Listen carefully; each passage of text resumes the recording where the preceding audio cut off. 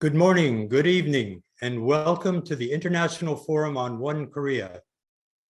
We would like to first appreciate the organizations who have worked together to design and plan today's forum: the Global Peace Foundation, Action for Korea United, One Korea Foundation, and the Alliance for Korea United USA.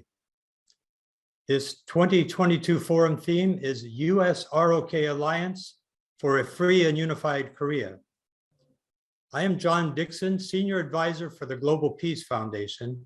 I'm very proud to introduce my partner in moderating today's forum, Mr. Jong-chun Park, Secretary General of Action for Korea United, representing more than 1,000 civil society organizations in Korea from across the political spectrum.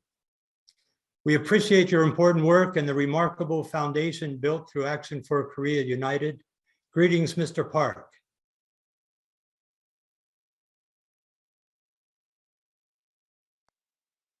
감사합니다. 존 딕슨 고문님. 예, 안녕하십니까? Thank you, Mr. Johnson. Good afternoon. As introduced, my name is Jong-chun Park, Secretary General of Actions for Korea United, who is a co-moderator for today's forum, held as we look forward to the inauguration of the new administration in Korea. As you can see, participants and opinion leaders from Korea are attending today's forum not only online, but also in person in 11 gatherings, including in Seoul Lotte Hotel. I would like to express my deep appreciation to world leaders who have supported a free, unified Korea, and especially Dr. Hyunjin Moon, the founder of the Global Peace Foundation, who presented Korean Dream as a vision for his continuous support for AKU, civil society-led grassroots movement organization for the last 10 years. Please give him a big hand. 예, 감사합니다. Over to you, John. Thank you. Thank you, Mr. Park.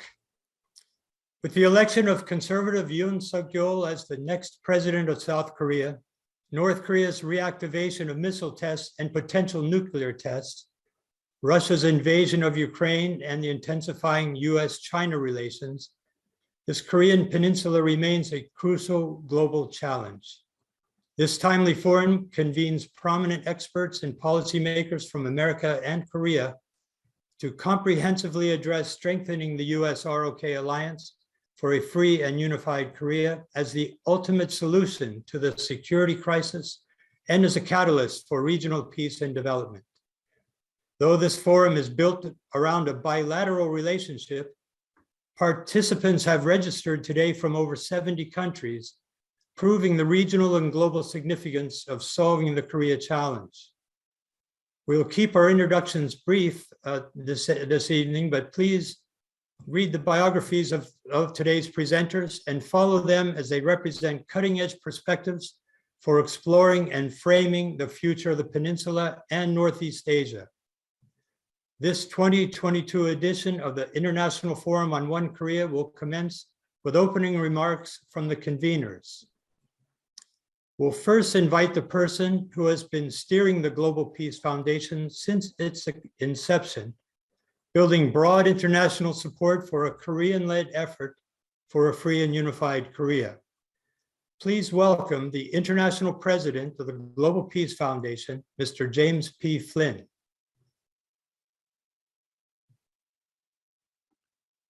Greetings from Washington, D.C., and welcome to each of you. Thank you for joining us for this International Forum on One Korea. The Global Peace Foundation is proud to join with Action for Korea United, Alliance for Korea United USA, and One Korea Foundation in organizing this very relevant and timely forum. We appreciate all who are participating in the U.S., Korea, and around the world. Special thanks to the distinguished members of the U.S. Congress and Korean National Assembly who are joining today to share their important perspectives, as well as the eminent ambassadors, scholars, and policy experts who are contributing their insights and expertise. As we all know, our world today is facing significant challenges. Russia's war of aggression against Ukraine and its people has caused enormous destruction, suffering, and loss of life, with major geopolitical, economic, and social ramifications globally. And with increasingly intense US-China relations and the unresolved urgent security issues on the divided Korean peninsula, Northeast Asia is a particularly critical flashpoint. It is within this larger context that today's forum addresses the theme U.S. ROK Alliance for a Free and Unified Korea, with an impressive lineup of elected officials and issue experts who will share their perspectives on key issues, including the implications of Russia's war on Ukraine for the dynamics on the Korean Peninsula, and new opportunities with the incoming administration of ROK's President-elect Yoon, as well as prospects for breakthroughs for peaceful reunification through focus on the end goal of a free and unified Korea. Decades of international pressure and diplomatic efforts have all failed to break the vicious cycle of negotiations, concessions, and provocations. This is an opportune time to consider new approaches to break this cycle. We believe that a policy framework focused on a free and unified Korea offers significant advantages. It posits a strategic end in mind to clarify objectives and build win-win consensus among key stakeholders. It provides a policy framework for strategies that are comprehensive rather than narrowly focused. And most importantly, it affirms the long-standing aspiration of the Korean people for a unified homeland that upholds freedom, human rights, and the rule of law. We look forward to stimulating ideas in our discussions today that advance innovative strategies and strengthen the U.S. ROK Alliance. Over the past decade, the Global Peace Foundation and partners have been actively building momentum for Korean-led principled unification with international support, based on the approach outlined in GPF founder Dr. Hyunjin Preston Moon's seminal book, Korean Dream. With a compelling vision and robust movement, the unified Korea is not a distant dream, but an urgent, immediate priority. We hope you find today's forum very informative and worthwhile, and we invite you to join with us in multi-sector action to support the Korean people in achieving a free and unified Korea. Thank you very much. 감사합니다. Thank you, Mr. Flynn, for your comments and for providing context for today's program. Our next speaker was born in North Korea and never forgot the plight of its people during his distinguished academic career. Dr. Ryu has a deep appreciation for Abraham Lincoln, who unified a divided nation with malice toward none and charity for all. Please welcome the founder and president of the One Korea Foundation, Dr. Jae-Pung Ryu. Hello. Counting from the start in 2017, this is the 19th conference held under the rubric of International Forum on One Korea. The more countries come to support the idea of free and united Korea, the more likely it'll happen. Because of this imperative, the International Forum on One Korea will continue for years to come. Cherishing this legacy, we wish to welcome and thank you all contributors and participants at this conference featuring Congressional Roundtable and Forum on U.S. ROK Alliance. Now, for time's sake, I wish to make just 2 points. The first is a lesson we ought to learn from the current Russo-Ukrainian war. Russian wartime behavior since its February 24th start of the invasion cannot be justified by any excuse. Here it is important to note that China has been in league with Russia from the very conception of the invasion, and its sanction defying support for Russian aggression is continuing even under the growing global condemnation. If Korea acts independently as a sovereign nation, will it be threatened and attacked like Ukraine? In a rough neighborhood called East Asia, can Korea or any other smaller Asian countries be truly free and sovereign? We smaller nations of the region must hang together or we'll all hang separately. Benjamin Franklin once said that. This, I believe, is the most important lesson from the ongoing Ukrainian tragedy. Now, my second point. While protesting the Japanese colonialism, millions of Koreans expressed their aspirations for one free and democratic nation. 1919, the Tamil independence movement. It was born of the Hongik-Ingan precept and inspired by the America's independence movement. The Korean Americans were the initiators of this Tamil movement. Further, a recently published memoir by George Benedict chronicled in detail the actions of Philip Jason and the first ROK president, Syngman Rhee, and other patriotic Koreans living in America at the time. They held the first Korean Congress in Philadelphia for 3 days in mid-April 1919, following Tamil movement of March. This event informed the world of the Korea's rightful claim for a free and independent nation. As we work together strategies and actions to realize our vision of free and united Korea, I want to stress that we remember the historic role Korean Americans played in the past and what they might be able to accomplish in meeting the challenge of creating and sustaining free and united Korea and peace in the region. Thank you for listening and hope to see you all in our next International Forum on One Korea conference in Seoul and Ulaanbaatar. Thank you. Thank you very much, Jay. Thank you for your passion, for supporting and keeping track of these events, also for your ownership of the One Korea vision. Over to you, Mr. Park.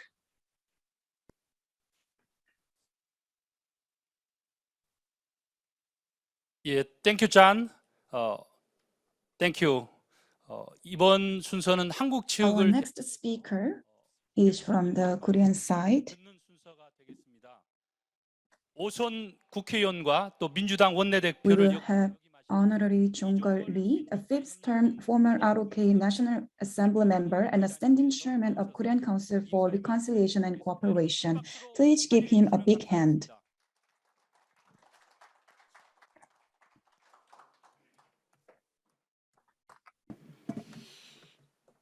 예, 오늘 아침에 모이신 여러분 정말 반갑습니다.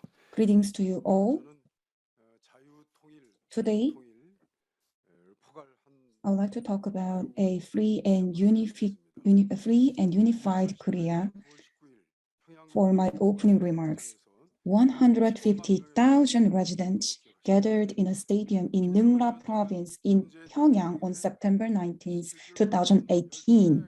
North Korean leader Kim Jong-un said that he thanked President Moon Jae-in for his tireless enthusiasm, and he asked the audience in Pyongyang to give a big round of applause for President Moon more than 5 times.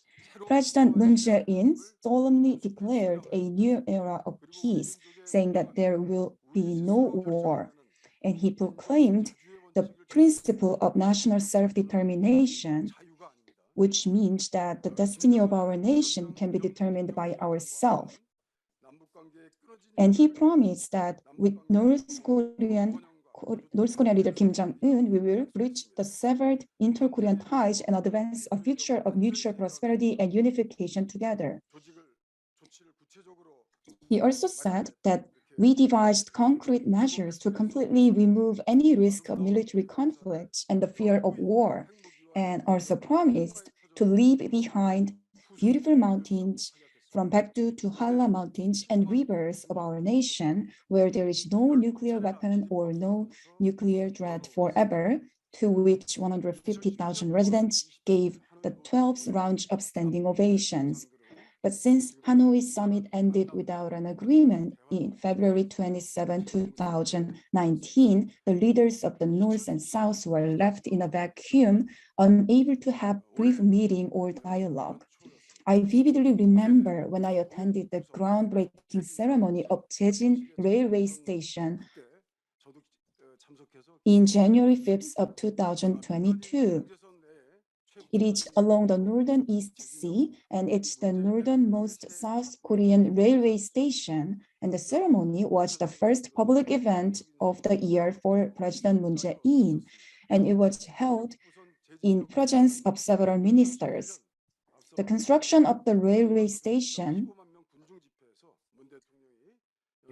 was part of the project to bridge the severed ties with the North, as mentioned by President Moon Jae-in in the Pyongyang gathering in 2018. And this was according to the agreement between President Moon Jae-in and North Korean leader Kim Jong-un made in the first Inter-Korean summit. However, North Korea opened the day with the launch of missile in the station's direction. So what has happened between the North and South over the past 4 years that made us unable to respond to North Korea, which fired a missile when President Moon Jae-in rushed to the northernmost part of the country to implement the agreement? And 2 years ago, the Inter-Korean Liaison Office was unilaterally exploded by North Korea. So what caused such a crisis? A president of the ROK has a constitutional obligation to advance a peaceful unification and safeguard the country. The Moon Jae-in government had a lot of favorable conditions for improved inter-Korean relations, such as the Pyeongchang Winter Olympic Games. However, we have no choice but to record this government in history as a government that let the path toward peaceful unification weakened. Actually, subjective and objective conditions for a peaceful unification are not simple for the next administration. Neighboring countries such as China, Russia, Japan, and the U.S. are all major powers. So in terms of our capabilities and determination in international politics, Korea is still in a position to be easily moderated by other countries, unable to make our own choices. And largely, such conditions are getting worse. To be more specific, the U.S.-China conflict is moving beyond sectoral conflicts over trade, tariffs, and currency, leading to decoupling, where a certain country is being excluded from a comprehensive global value chain. Adding to that is a tendency toward technological nationalism, causing the conflict to spread to semiconductors, 5G, 6G, quantum computing, space technology, and AI. At the same time, the Biden administration is finalizing regional cooperative bodies such as Quad or Quad Plus, intended to isolate China in areas beyond the economy. And President-elect Yoon Suk-yeol also showed intentions to take part in Quad and other consultative bodies. And some say that we have entered a new Cold War regime. And with Russia's invasion of Ukraine showing signs of escalation, the energy of war, so to speak, among neighboring powerful countries is getting bigger and bigger. As you are well aware, the COVID-19 pandemic has triggered polarization between countries and has shaken the global order fundamentally. Especially from the very beginning of the pandemic, China was mired in conflict over the pandemic, and North Korea's extreme lockdowns caused them to be separated not only from East Asia, but also from the rest of the world. Then we need to begin with an assumption that the ROK holds the final central key to integration. Even amid divide and conflict, I think we need to set the direction toward unity and exercise strategic wisdom. The ROK-US alliance is a strategic alliance. It has yet to be evolved into a value alliance, according to my opinion. However, I believe we need to absolutely develop the U.S. ROK alliance against North Korea. But when we are dealing with Russia or China, we need to be more flexible to make sure that we can promote unity and resolve issues.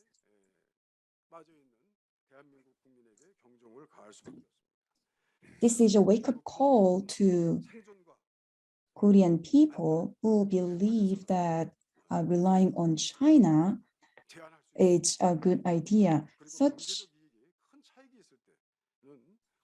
an idea might be an option when there are economic gains are involved, but we need to be very selective when taking such an approach.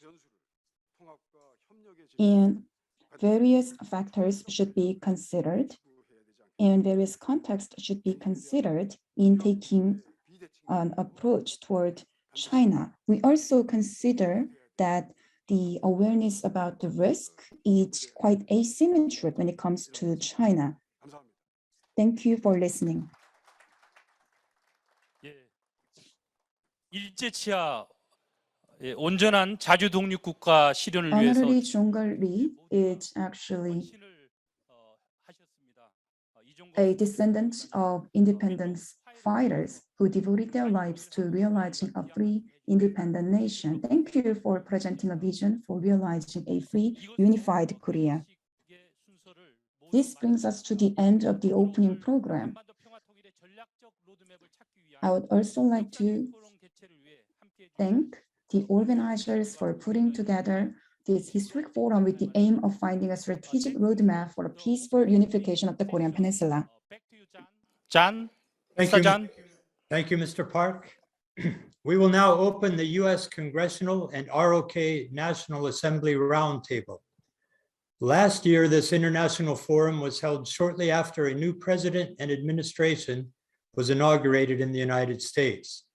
This year, the forum follows the election of a new president of the Republic of Korea. We will now hear from parliamentarians in the United States and the Republic of Korea as we examine the challenges and opportunities of this new administration and the U.S. ROK alliance. These parliamentarians transcend party lines, as does our theme today. We will begin with the U.S. Congressional Representatives. Our first speaker served 5 terms in the House of Representatives.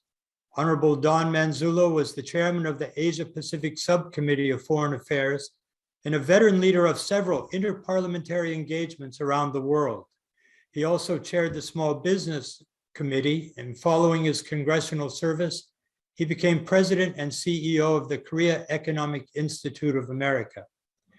You have the floor, Congressman Don Manzullo. I'm Don Manzullo. I was a member of the United States House of Representatives from 1993 until 2013. The area that I represented, the 16th District of Illinois, started on the Mississippi River, way at the top of the state, all the way over to within one county of Lake Michigan. A lot of heavy manufacturing, agriculture, agricultural products added, and a lot of other interesting activities going on, including banking and international trade. In the United States Congress, I was a member of the U.S. Foreign Affairs Committee, the U.S. House Foreign Affairs Committee. And at the time, I actually chaired the subcommittee on China and the Pacific. And so it's a real honor to be with you all today. I thought I would share with you just a few things that I think are important, especially as we have a brand new president in Korea, President Yoon, who is reaching out to strengthen the ties between Korea and the United States. In fact, just this past week or so, he sent a delegation of members of the Korean Parliament to the United States to meet with members of the United States House of Representatives and the United States Senate. And so it's a As we welcome the new president to Korea, we welcome his fresh and innovative ideas and what he will be attempting to do in order to make an even greater contribution to the world that South Korea has already done, and obviously work towards reconciliation with North Korea. As part of my duties in the House of Representatives, especially on the Foreign Affairs Committee, was to engender these very close relationships with my colleagues all over the world. That's important because oftentimes an issue will come up and I would pick up the phone and contact my colleague in a foreign country and say, you know, let's see if we can get this thing resolved, because it's obvious that the bureaucracies that are supposedly on top of us are simply not able to resolve issues because of the size and because of the people that are involved that don't have many times the authority to resolve the issues. With the U.S. EU parliamentary exchange, and also with the U.S., China, and Korea. It was always a trilateral exchange with these three countries, mostly because the United States was always and still is involved in trying to iron out the persistent differences between Korea and Japan. It's important for people like myself, even if I had not belonged to the International Affairs Committee, to travel, to meet people face to face. And it's not just legislators, it's chiefs of staff that do it to the different members of Congress. It's people in the private sector, because I've always believed that you can sit there and read a document and, you know, that's interesting, it's good background, but it's nothing like meeting somebody face to face, seeing the challenges that he or she faces, and then when an issue comes up, or even at the time, trying to resolve something at first informally before it ever gets to the level where governments have to get involved. And obviously at that point, you're always going to have a snag. So these exchanges, these meetings with members of Congress are absolutely essential to the carrying on of the diplomacy that is expected from every legislature in the world. And security in the peninsula is extremely important. Korea is in the very difficult position of trying to keep up its weaponry, its self-defense, its cutting edge on military equipment, and at the same time doing everything possible to lower the tension with North Korea.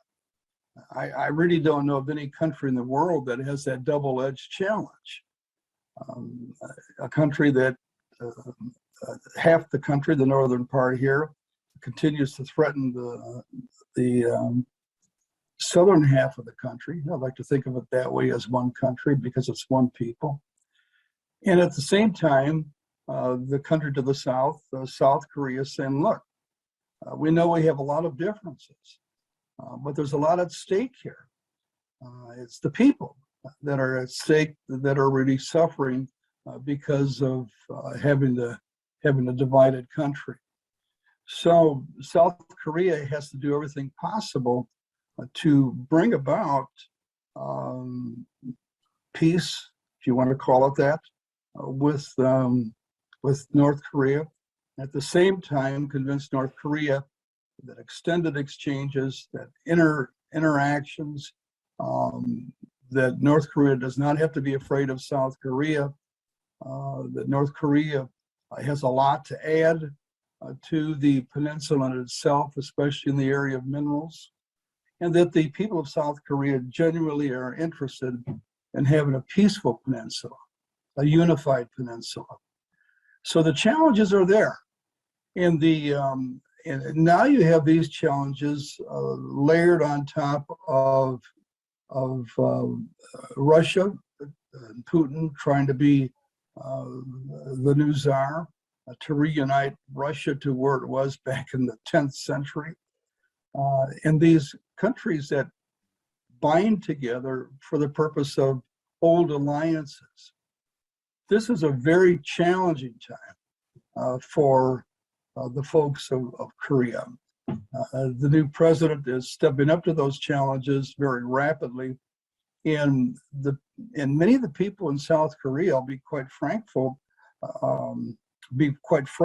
here, have not paid a lot of attention to unification.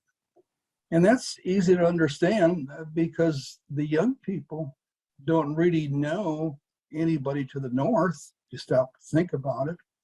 You have to be at least, 65 years old or so to know somebody in North Korea. And so the challenge that the Yoon government has is to try to convince the people in South Korea of the absolute necessity of not pressing, but continuing to be interested and urging their members of the Korean Congress to place great emphasis upon reunification. So these are the challenges in this very interesting time in American history.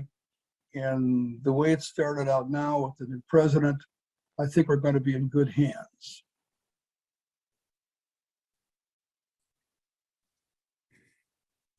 Thank you very much, Congressman, for framing this session and underscoring the significance of interparliamentary dialogue and exchange.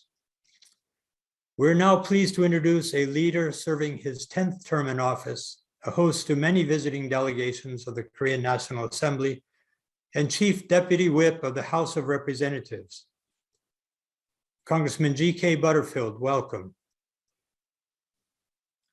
Good afternoon to the leaders and hosts for this extraordinary event, to the Assembly members from the Republic of Korea, to the other distinguished leaders, to our many friends who are scholars throughout the continent, and especially those of you in Seoul who are connected with Action for Korea United, and to my good friends with the Global Peace Foundation, including my lifelong friend, the Honorable Alan Inman.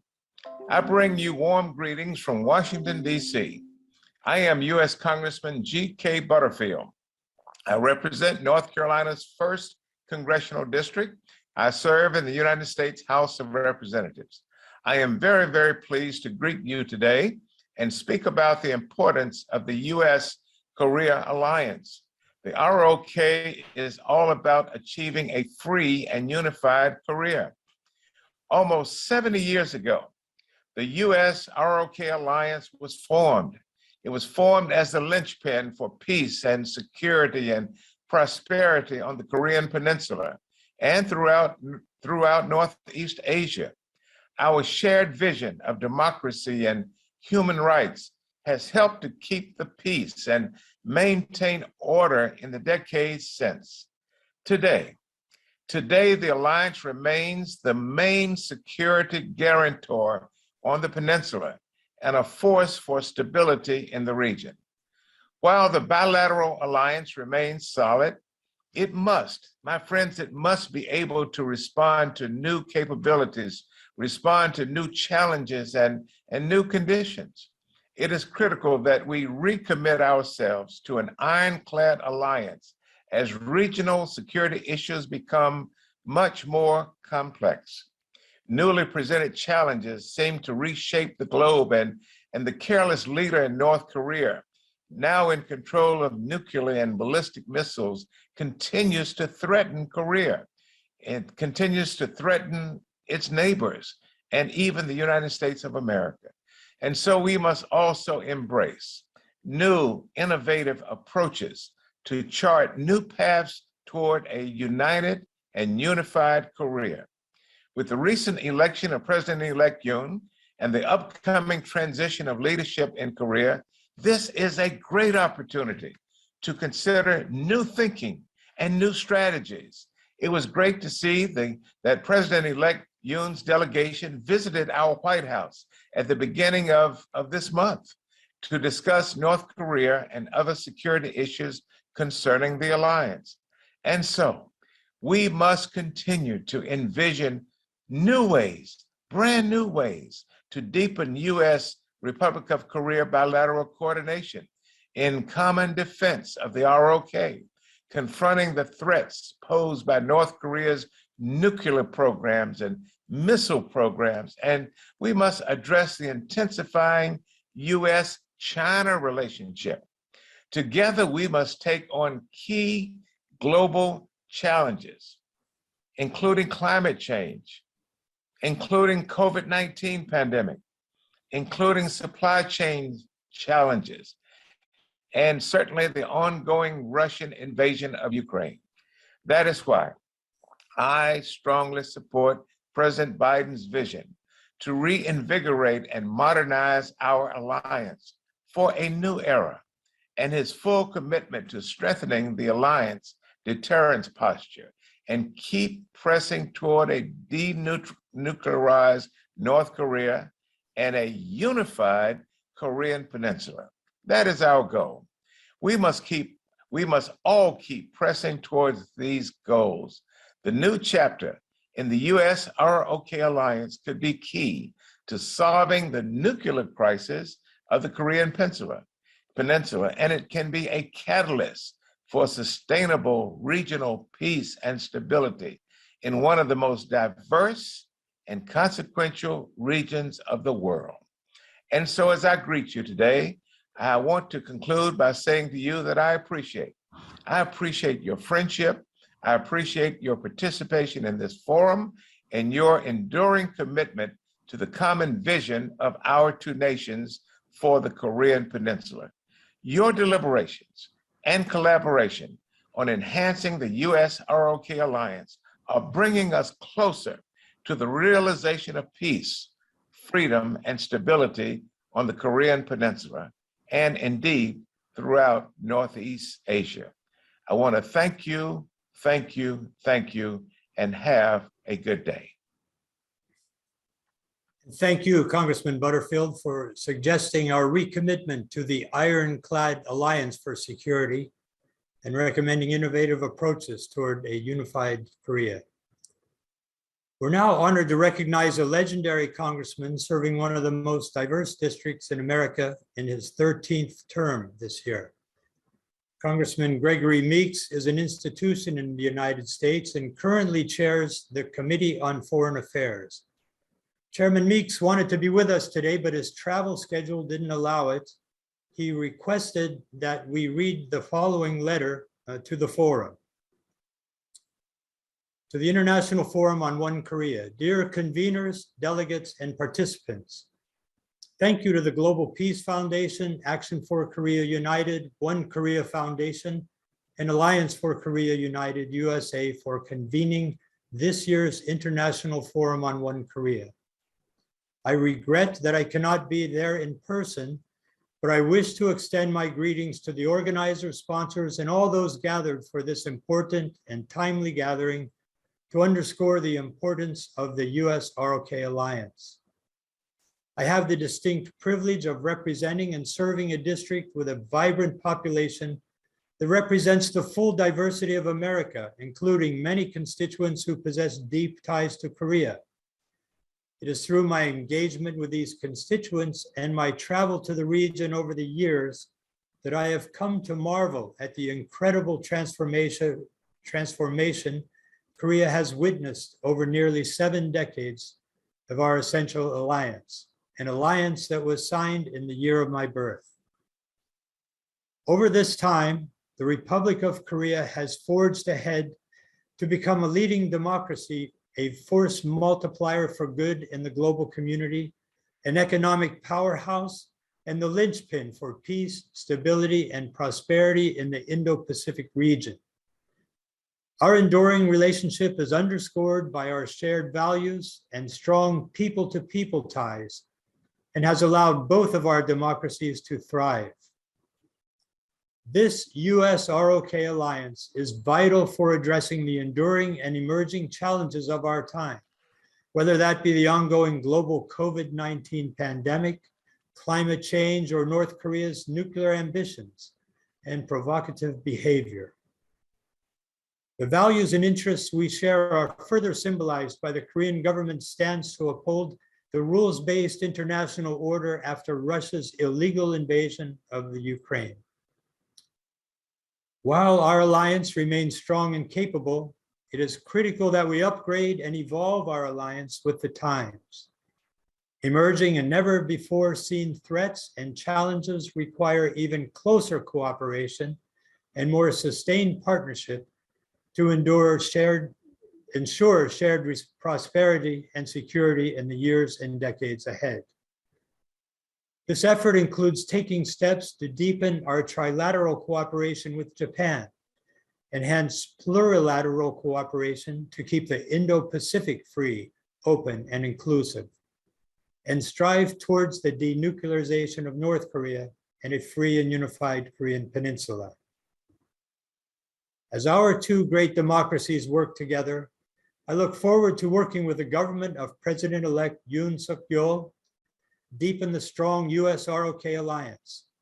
I applaud the incoming ROK administration for sending a delegation to Washington, D.C. so quickly after the recent election.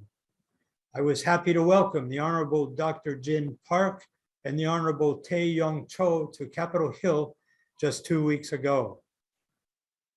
I likewise applaud the organizers and sponsors of today's forum for providing this platform to discuss and deliberate how effectively and quickly we can realize the ideal of one free nation of Korea. I hope you all have a productive and constructive day of discussions, and I look forward to ongoing collaboration and robust communication to accomplish this most noble goal. Sincerely, Gregory W. Meeks, Chair. We certainly appreciate the support and encouragement. Yes, really, thank you. Thank you, Chairman Meeks. We certainly appreciate the support and encouragement from him, and we'll brief him on today's proceedings when he is back in Washington. We'll turn the program now over to Mr. Park for comments from the ROK National Assembly. Mr. Park, to you.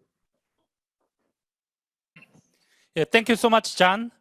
근본 국제 포럼에는 대한민국 국회를 대표해서 In today's forum, we have 6 Korean representatives from the National Assembly of the ROK who will talk about the strengthened U.S. ROK alliance and free and unified Korean peninsula. Our first speaker is Honorary Sang-min Lee, a 5th-term National Assembly member serving as a member of Foreign Affairs and Unification Committee and a chairman for the Parliamentary Diplomacy Forum on the EU. He successfully fulfilled his duty as a chair of the Election Committee for Democratic Party of Korea's Presidential Committee. To attend today's forum, he traveled a long way from his district in Daejeon.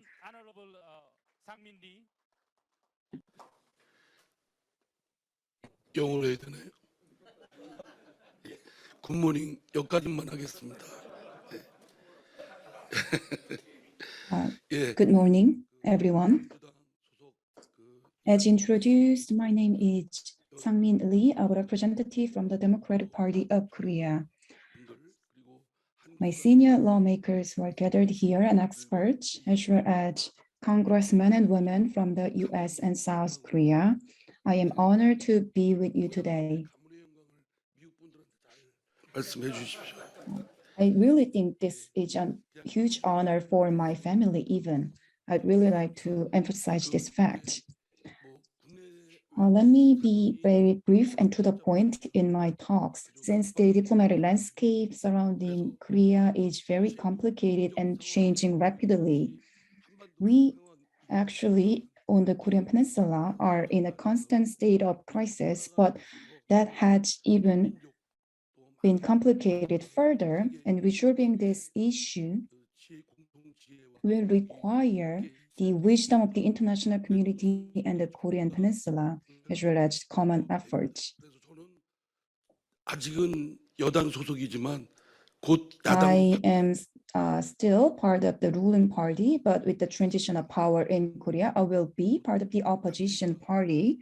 조금 뭐덜 아팠는데 And when our candidate lost the election, yes, I start to feel the bitterness, so to speak, because now I'm transitioning from the ruling party to the opposition party. So I think this period can be a period of reflection for myself. 뭐또그 대통령의 색깔도 So 성향에 따라서 this 농담의 차이는 있었지만 actually on the Korean peninsula, there might be slight differences between the Conservative Party and Progressive Party. However, I think the common goal on the Korean peninsula toward peace has always been the same. And I believe over the past government, there might be some conflicting views between different parties. And when we assess the achievements of the Moon Jae-in administration over the past 5 years, when I attended a television show, one audience from the opposition side asked me to cite one achievement of the Moon Jae-in administration. So I said that his administration was able to relieve the risk of war on the Korean peninsula, and he made a lot of efforts to do so. To be sure, we weren't able to resolve the inter-Korean issues completely and achieve unification. However, the Moon Jae-in administration indeed made a lot of efforts toward that direction. And at his inauguration, President Trump and North Korean leader Kim Jong-un even threatened to press the nuclear button. And a lot of worries over a nuclear war were permanent, not only among the North Korean residents, but also people around the world.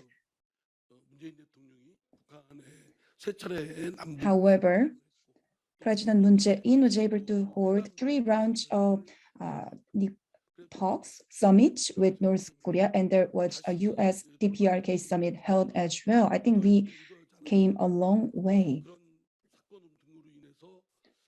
To be sure,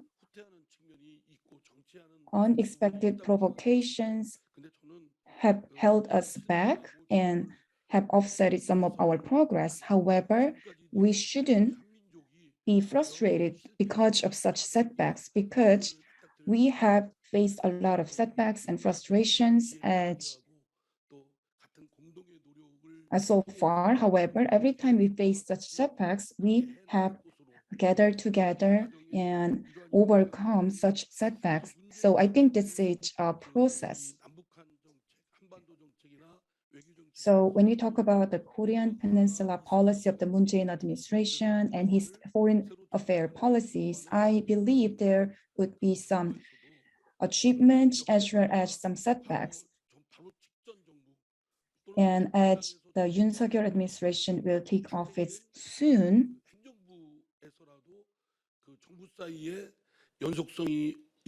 I think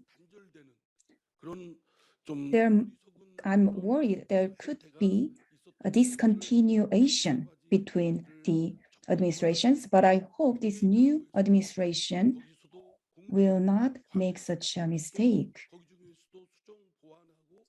Moon Jae-in administration's past policies might need some improvement. So I hope the new administration can resolve such issues, and by doing so, we can achieve a free and unified Korea Peninsula. The Korean Peninsula issue is not limited to the North and the South. It is a global issue, but it is also a critical issue at home here in Korea. In terms of ideology and political preferences, this issue has caused divide on the Korean Peninsula, and such divide will hinder us from achieving peace. And no matter how many efforts we make in terms of the U.S. ROK alliance and the inter-Korean relations, such divide will prevent us from achieving an ultimate unification. Therefore, I believe that the complicated issues regarding the Northeast Asia and the Korean Peninsula should be resolved together by gathering our wisdoms together. And President-elect Yoon Suk-yeol said that there should be complete measures for complete denuclearization by North Korea. And I think that is a reasonable message in principle, and that is a strong message toward North Korea. However, even though that is a principle, in practice, we need to work for mutual prosperity and peace on the Korean Peninsula by proactively making efforts in resolving the inter-Korean issue, because South Korea has more national strengths than North Korea. And also in terms of our social system, I think we have passed the time for confrontation between the North and the South. Therefore, for the sake of our nation and also for the sake of the Korean Peninsula, I think we need to make sure that the Korean government takes a more leading role in creating the conditions to resolve the inter-Korean relations. And when those conditions, let me correct, we shouldn't wait for such conditions to be built by itself. We should take the initiative to create such conditions by ourselves. To be sure, the Yoon Suk-yeol administration is a conservative administration, and they are based on the conservative views, so they will need to persuade their supporters in this regard. The Kim Dae-jung administration, Nomu현 administration, or other past administrations could be assessed in the similar way. I think reflecting the views of the supporters is important, but at the same time, building the consensus and asking for support from the supporters is very critical. I think the polarization has become a critical issue in South Korea, especially these days. There are several issues that look like they lack solutions. However, I don't think we do not have a solution, especially for the prosecutors' right issue in South Korea. I believe there is some consensus that can be made. However, we are sometimes too fixated on a small difference between us and disregard all the similarities that we have. I think we need to be able to build consensus and persuade our supporters to build such consensus with the opposition side. Therefore, I would like to highlight the fact that the past government, especially Moon Jae-in administration, were not so successful in persuading their supporters. They were sometimes kind of swayed by their supporters, which hindered building the unity in Korea. So that is why we need unity and cooperation in the new administration. And the presidential election results showed that Yoon Suk-yeol administration won the election by a narrow margin. This means only 47 or 48% of the entire voters supported this administration. In other words, both sides didn't have all of the supporters. Even though a winner won only 78% of the voters, they are able to win the election because of the political system. 그렇기 때문에 스스로의 분수를 잘 Therefore, I think the winner, even winner, needs to be aware of this situation and realize that without the supporter of the opposition side, we cannot carry out important tasks for the state. 필수적으로 상대가 있어야 되기 때문에 We need to recognize that the presence of the opposition side is essential in carrying out national tasks. 국정의 파트너로 So I hope the Yoon Suk-yeol administration can see the opposition party as a partner for his administration. And I think whether he can successfully do that will determine the success of his administration. Without getting support from the opposition party, I don't think he will be able to successfully carry out his policies, and this will not be beneficial to the both ruling and opposition parties. 대통령이 워낙 우월적 지위에 있기 Actually, under the constitution of the ROK, the president has a lot of authorities. So I believe the leadership of the president to build unity in the National Assembly is very critical. 모을까라는 점에 해야 될 것이고 So we need to gather wisdoms to build unity.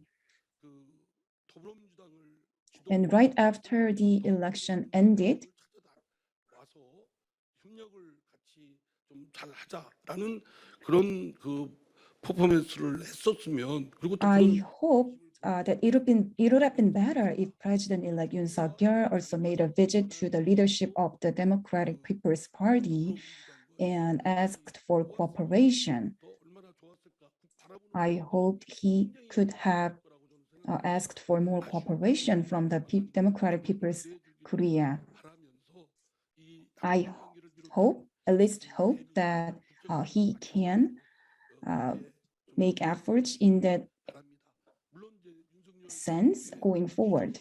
갖고 가다 하더라도 To be sure, the Yoon Suk-yeol administration will 또 가서 따다 be guided by its own principles, but I hope that some of the legacy of the Moon Jae-in administration can be adopted as needed. And there is another point that I want to make 한반도의 평화와 in addition to the security issue. 이미 대한민국 Peace and co-prosperity of the Korean peninsula are important, but I think Korea also has an obligation to 그러기 때문에 exercise leadership on the global stage as a central country. It is well positioned to do so now. 이제는 볼 수가 없습니다. 이제 대한민국 I think this issue goes beyond the Korean peninsula issue. 국민들은 중견국가의 People living in the ROK 행로에 대해서 are now member of the central city on the global stage, so they are obliged to 의미의 그런 안보적 그런 개념 resolve the issues faced by humanity. 에너지 And that is why not only conventional security issues, but also energy, virus, polarization, poverty, 국가들을 이끌어 and other non-conventional security challenges, such as providing development aid to the developing nations, are also important. Also, with the development of digital civilization, there is a lot of divide. So resolving such current issues and global issues are the task we need to tackle now. Plus, we need to further evolve our civilization. And just as our past generations left behind this civilization, we also have the obligation to do so to our future generations. Last year, on his visit to the U.S., President Moon Jae-in 발사체 문제라든가 또는 여러 가지 talked about a lot of issues such as 상당 부분 그런 제약이 the launch of the space 우리 대한민국 aircraft and was able to lift many limitations or restrictions on them. 할수 있는 여건이 조성되어 And I think 그 남북 we built the conditions for South Korea to play a leading role on the global stage now. So we shouldn't just focus on the Korean Peninsula issue or Northeast Asia. We should broaden our perspective. 그 우정을 더욱 And in doing so, the friendship between the U.S. and ROK should be deepened. And actually, politicians need to play a leading role in that area. However, when you look around the world, usually government authorities such as the president take the central role in doing so rather than lawmakers. In that case, when the government changes, the attitudes or policies tend to change, whether that is the change of government in the US or South Korea. So as we are gathered with a lot of lawmakers from the US and South Korea, whether you are senior lawmakers, experienced in a lot of areas, or whether you are young lawmakers, I hope we can make efforts to build the networks of the representatives and lawmakers around the world, thereby further solidifying our U.S. ROK alliance. Thank you for listening. 예, 감사합니다. Thank you for your remarks. 5월 10일 날 출범하는 새 정부가 The new administration will take office 평화 유지에 on May 11th, 이제 세계화 시대 and I hope that based on globalization, the new administration will be able to make creative efforts for 이상민 의원님께 다시 한번 mutual prosperity. I think that is what Mr. Lee pointed out. Thank you for your remarks. 감사합니다. Thank you. 예, 다음 스피커는 사선 Our next speaker is 통일위원장을 역임하는 등 폭넓은 Honorary 외교적인 Sang-hyun-yoon, 신경과 또 who 연구를 has a broad spectrum of diplomatic skills, serving as a fourth-time member of the National Assembly and the chair of the 20th National Assembly's Foreign Affairs and Unification Committee. 상현윤. 안녕하세요. 국회의원 윤상현입니다. 먼저 Good morning, everyone. 회의를 주최해 주신 원 코리아 At the outset, I would like to express my deep appreciation to the organizers for hosting this event. 90년 이후 가장 급격한 As we are well aware, recently we have been facing the most rapid changes in the international landscape since the 1990s. The US-China competition is causing ripple effects, amplifying military and economic conflicts, not only in Northeast Asia, but also in Indo-Pacific. And with Russia's invasion of Ukraine, it looks like the world is now divided into the bloc for freedom and the bloc for China and Russia. 30 years after the emergence of the post-Cold War era in 1990, we are witnessing the emergence of new Cold War era. And this new era of chaos is calling for a lot of preparation. We need to respond to non-conventional security challenges such as cyberspace, the pandemic, and climate change, as well as conventional ones. In addition, as we experienced from last year's shortages of diesel exhaust fluid, keeping the global supply chain stable is an economic security challenge we need to meet. All of this while dealing with the grave threat of North Korea, which is advancing its nuclear capability day by day. This has created a very complicated and daunting situation. As we come up with our survival strategy amid rapidly changing international landscape, the key is to set the course for the future. We need to set the direction for how Korea can survive.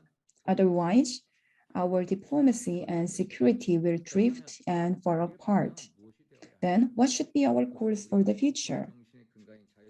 We should value a free democracy as our constitutional foundation, and based on bold diplomacy and strong national defense, open an era for a truly peaceful Korean peninsula.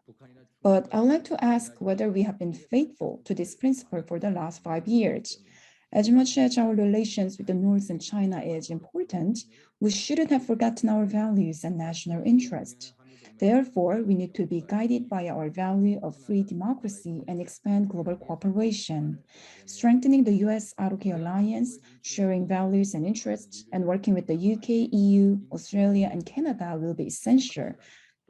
We should also speak up for human rights, our universal values, and we have somewhat disregarded while being too conscious of other countries.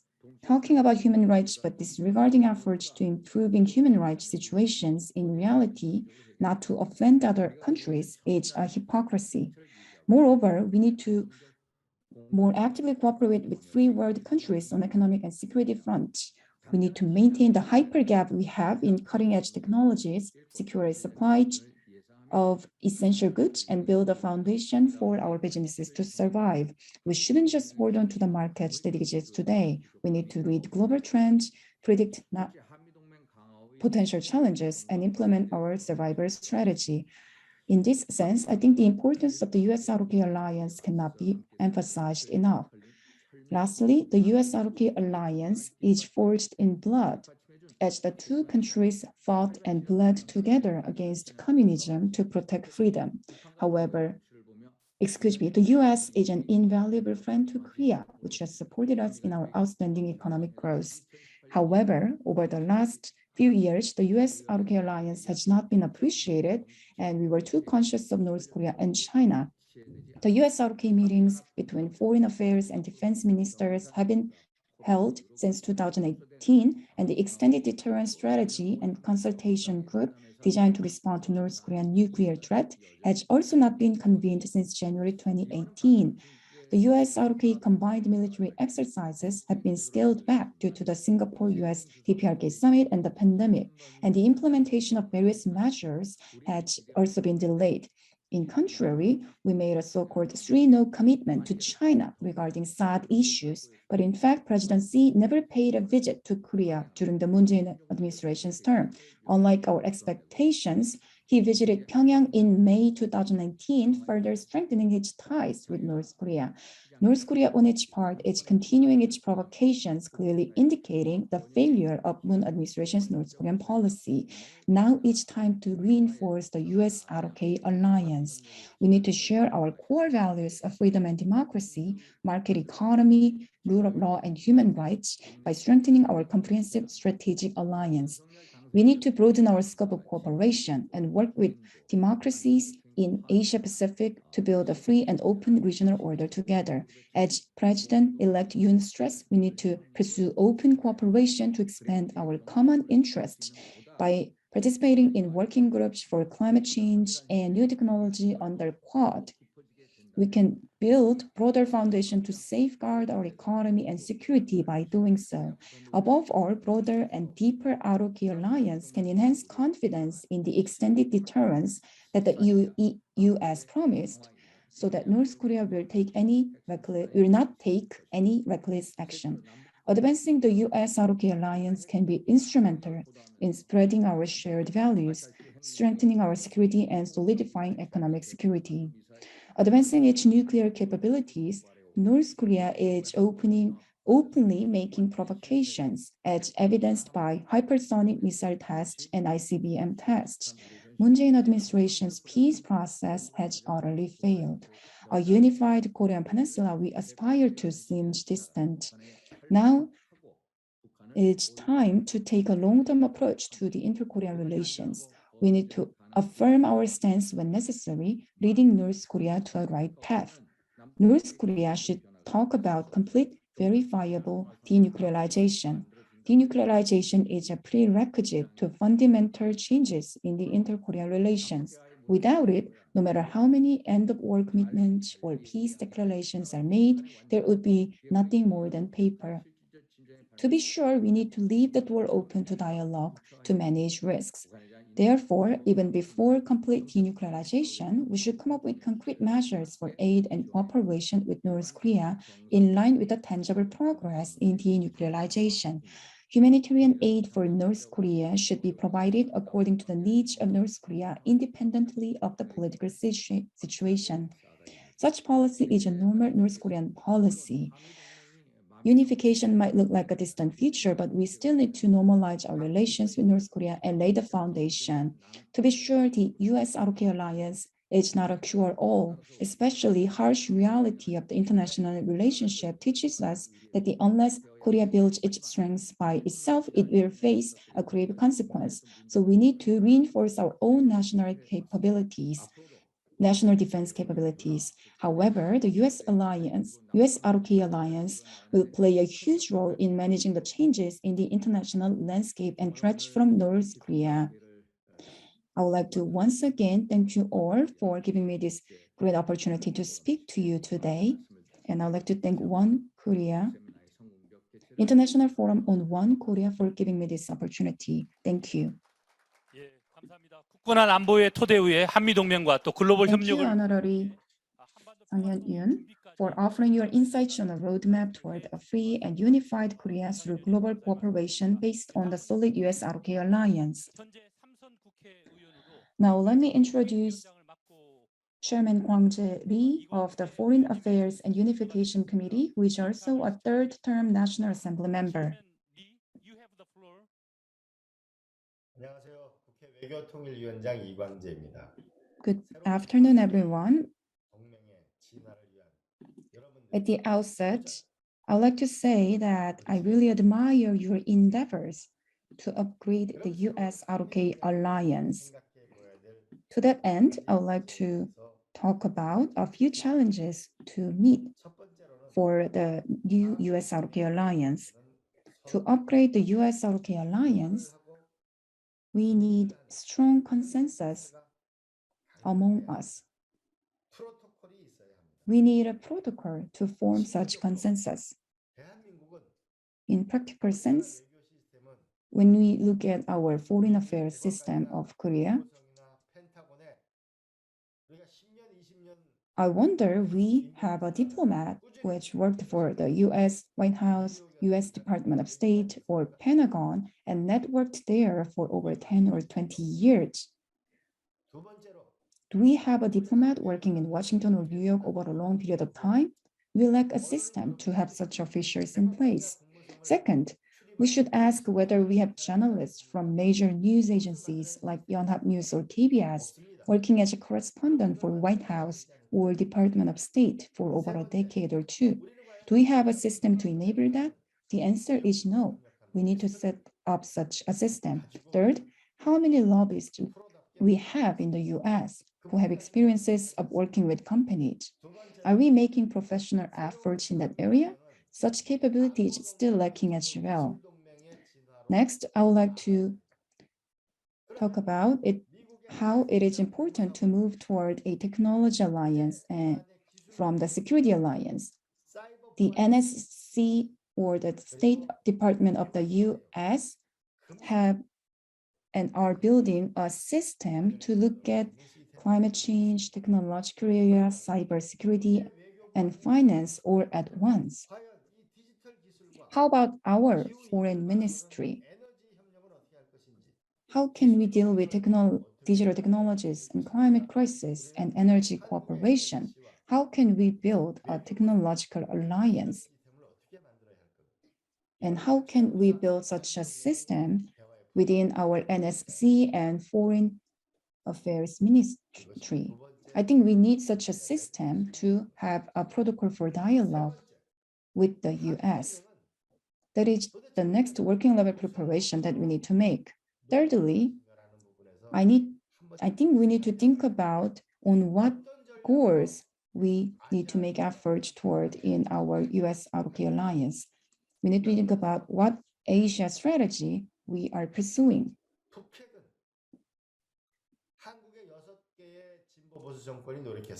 Six Korean administrations, both progressive and conservative, have worked to remove the North Korean nuclear weapons, and 4 US administrations over the past have worked to do so. However, we haven't been able to resolve the North Korean nuclear issue.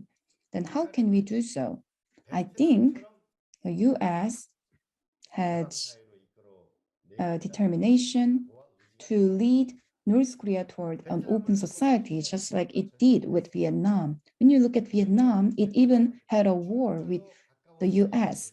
And even though it is close with China, its relationships with China were not always good. However, still, Vietnam is building its own socialist state while using capitalism. I think it's time for us to give North Korea the confidence that we can take on new challenges and cooperate together. We can show them what security guarantee we can provide if it gives up on its nuclear weapons. Rather than promising that we can build a society earning $50,000 for North Korea, we should show what kind of economy in the North we can build for them. We need a Marshall Plan that fits the situation of North Korea. That will go a long way to resolving the North Korean nuclear issue. Fourth, the North Pole route is melting away due to climate change. And the same thing is happening in Alaska and the regions near Canada. I think it gives Korea, Japan, Far East Asia, Alaska, Canada, and the US an opportunity to seek new energy cooperation and economic cooperation in this area. Fifth, Korea is strong in digital technology. The 20th century can be described as the century for the US and the century of oil, while the 21st century is marked by the rise of the US and China, as well as the rise of data and digital technology. In that sense, I believe Korea and the US need to seek cooperation for the state-of-the-art technologies.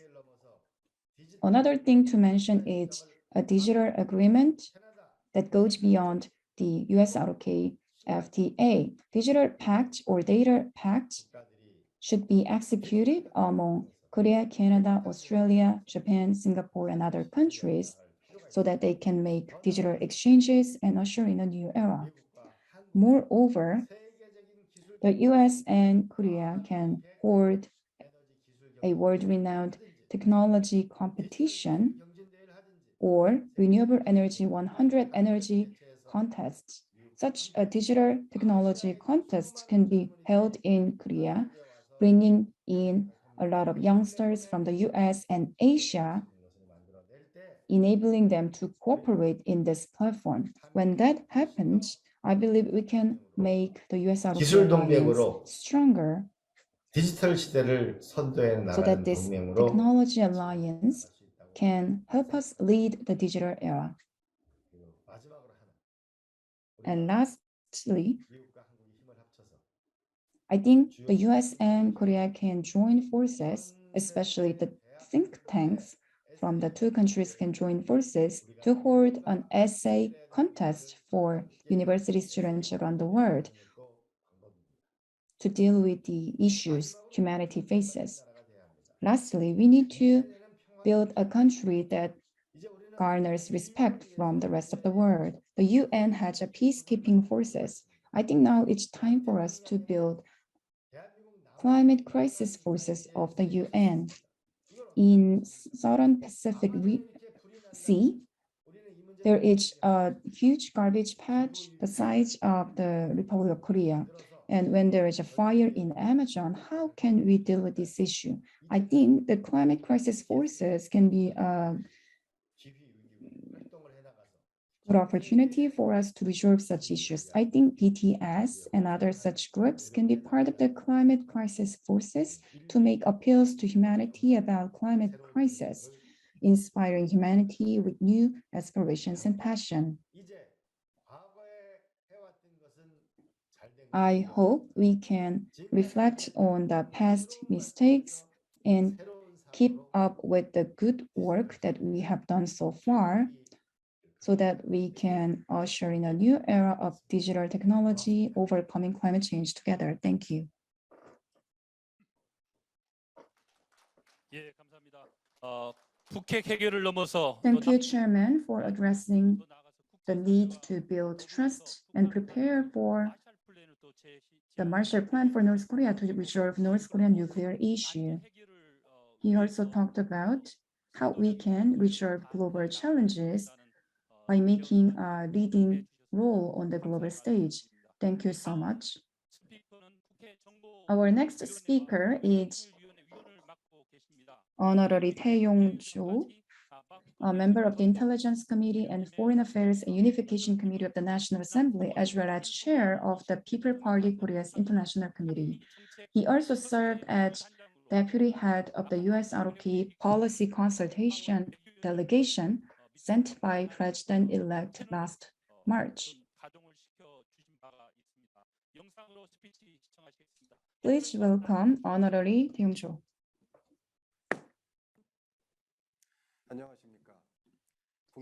Good morning. As introduced, my name is Tae Yong-jo from the People Party Korea. Congratulations on the hosting of the 2022 International Forum on One Korea under the theme of U.S. ROK Alliance for a Free and Unified Korea. My sincere appreciation goes to Global Peace Foundation, One Korea Foundation, Action for Korea United, and Alliance for Korea United USA, who have put together this timely occasion. This forum serves as a platform to provide a vision for security of the Korean Peninsula and other relevant issues for the U.S. ROK Alliance, contributing to the friendship between the two countries and the further development of the alliance. I think it is a meaningful occasion where people who represent the alliance are gathered together to deepen trust and discuss issues of importance.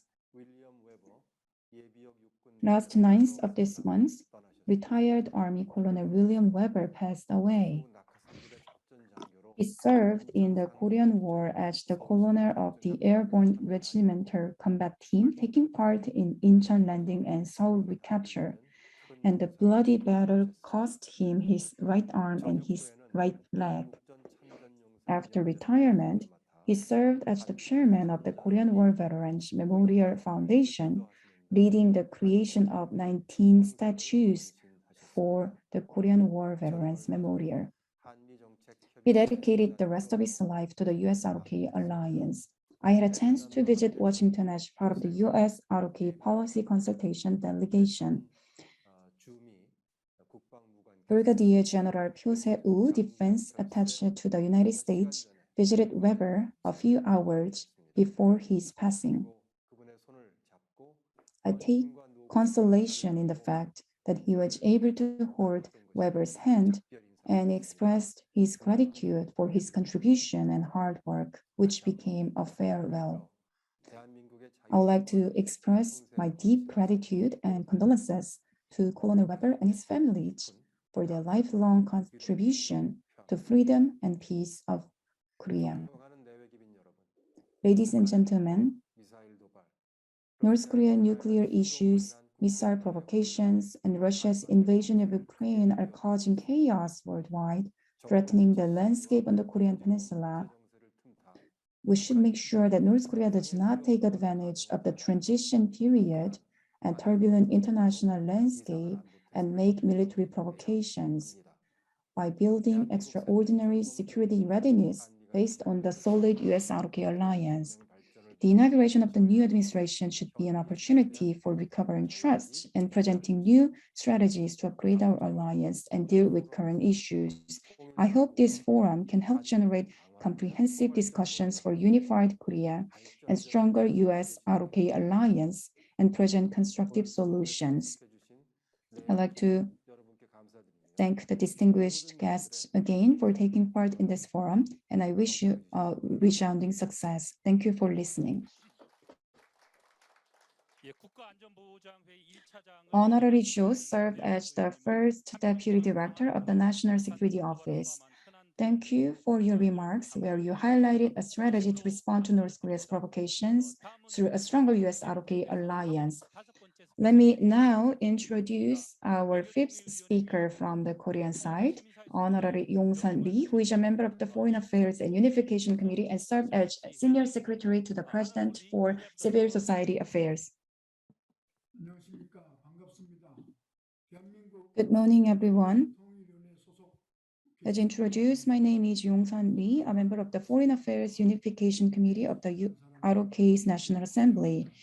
Congratulations on the hosting of the 2022 International Forum on One Korea, organized by Global Peace Foundation, Action for Korea United, One Korea Foundation, and Alliance for Korea United USA.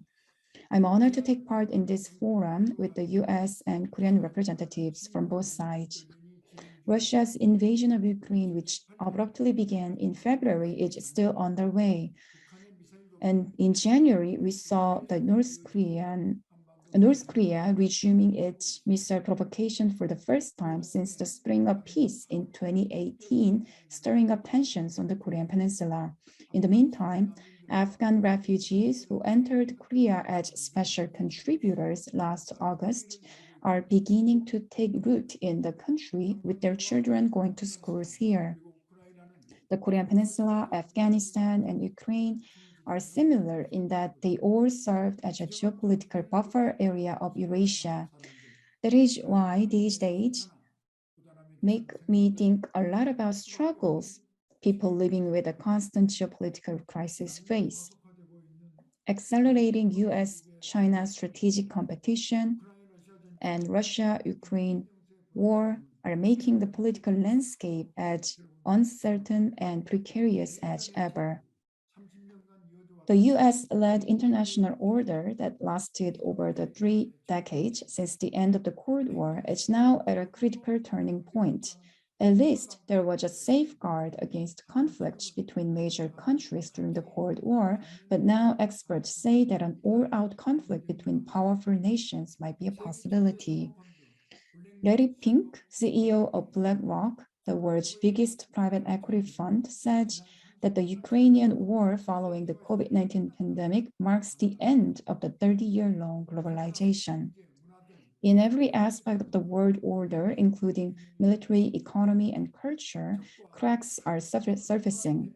Some describe this as a beginning of a new warring state period where the boundary between an enemy and ally is blurred.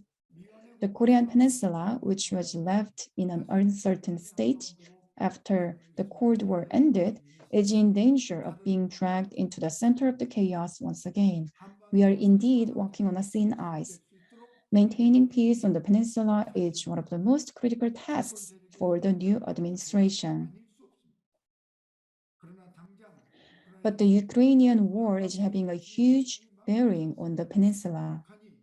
Even though North Korea is continuing its ICBM launches, China and Russia look reluctant to impose sanctions against it. The US finds it difficult to focus on this issue as well. Russia and North Korea are expected to reinforce military cooperation further. On all fronts, we are heading toward a situation where it's hard for measures to contain North Korea's advancement of nuclear and missile capabilities to work properly. I'm worried whether the Yoon Suk-yeol government, scheduled to take office on May 10th, can respond and improve the situation in a cool-headed and proactive manner. For starters, President-elect Yoon Suk-yeol mentioned preemptive strike during the presidential campaign, along with other comments that might be considered hostile or provocative to North Korea. In addition, concerns are mounting that the new administration might focus on erasing the Moon Jae-in administration's legacy in pursuing its policies for the U.S. ROK relationship and North Korea. This was evident when President-elect Yoon said that the Moon Jae-in government concentrated diplomatic resources on improving the inter-Korean relations at the cost of alignment between the US and South Korea in the North Korean policy, which negatively affected our alliance. In addition, the People Power Party believes that since the Moon Jae-in administration has not affirmed its stance against North Korea, and let threats from North Korea to accumulate, weakening our security posture. Such belief, however, is a biased assessment. For one thing, Korea is a key partner of the U.S. in its semiconductor supply chain issue, which it regards as a security issue. President Moon Jae-in declared in his summit with President Biden last May that our alliance is evolving into a comprehensive global alliance encompassing economic issues going beyond a security alliance. Moreover, the 5 years of Moon Jae-in administration's term saw no military provocations akin to the sinking of Cheonan warship or bombardment of Yeonpyeong Island. The number of localized provocations by North Korean forces from 2010 to 2017, when Lee Myung-bak and Park Geun-hye administrations were in office, was 237, but that number of provocations dropped to a single case from 2018 to 2020. This figure speaks how committed the Moon administration was to managing peace on the Korean Peninsula. Paying too much emphasis on alliance and security could rather weaken security and even shake the alliance.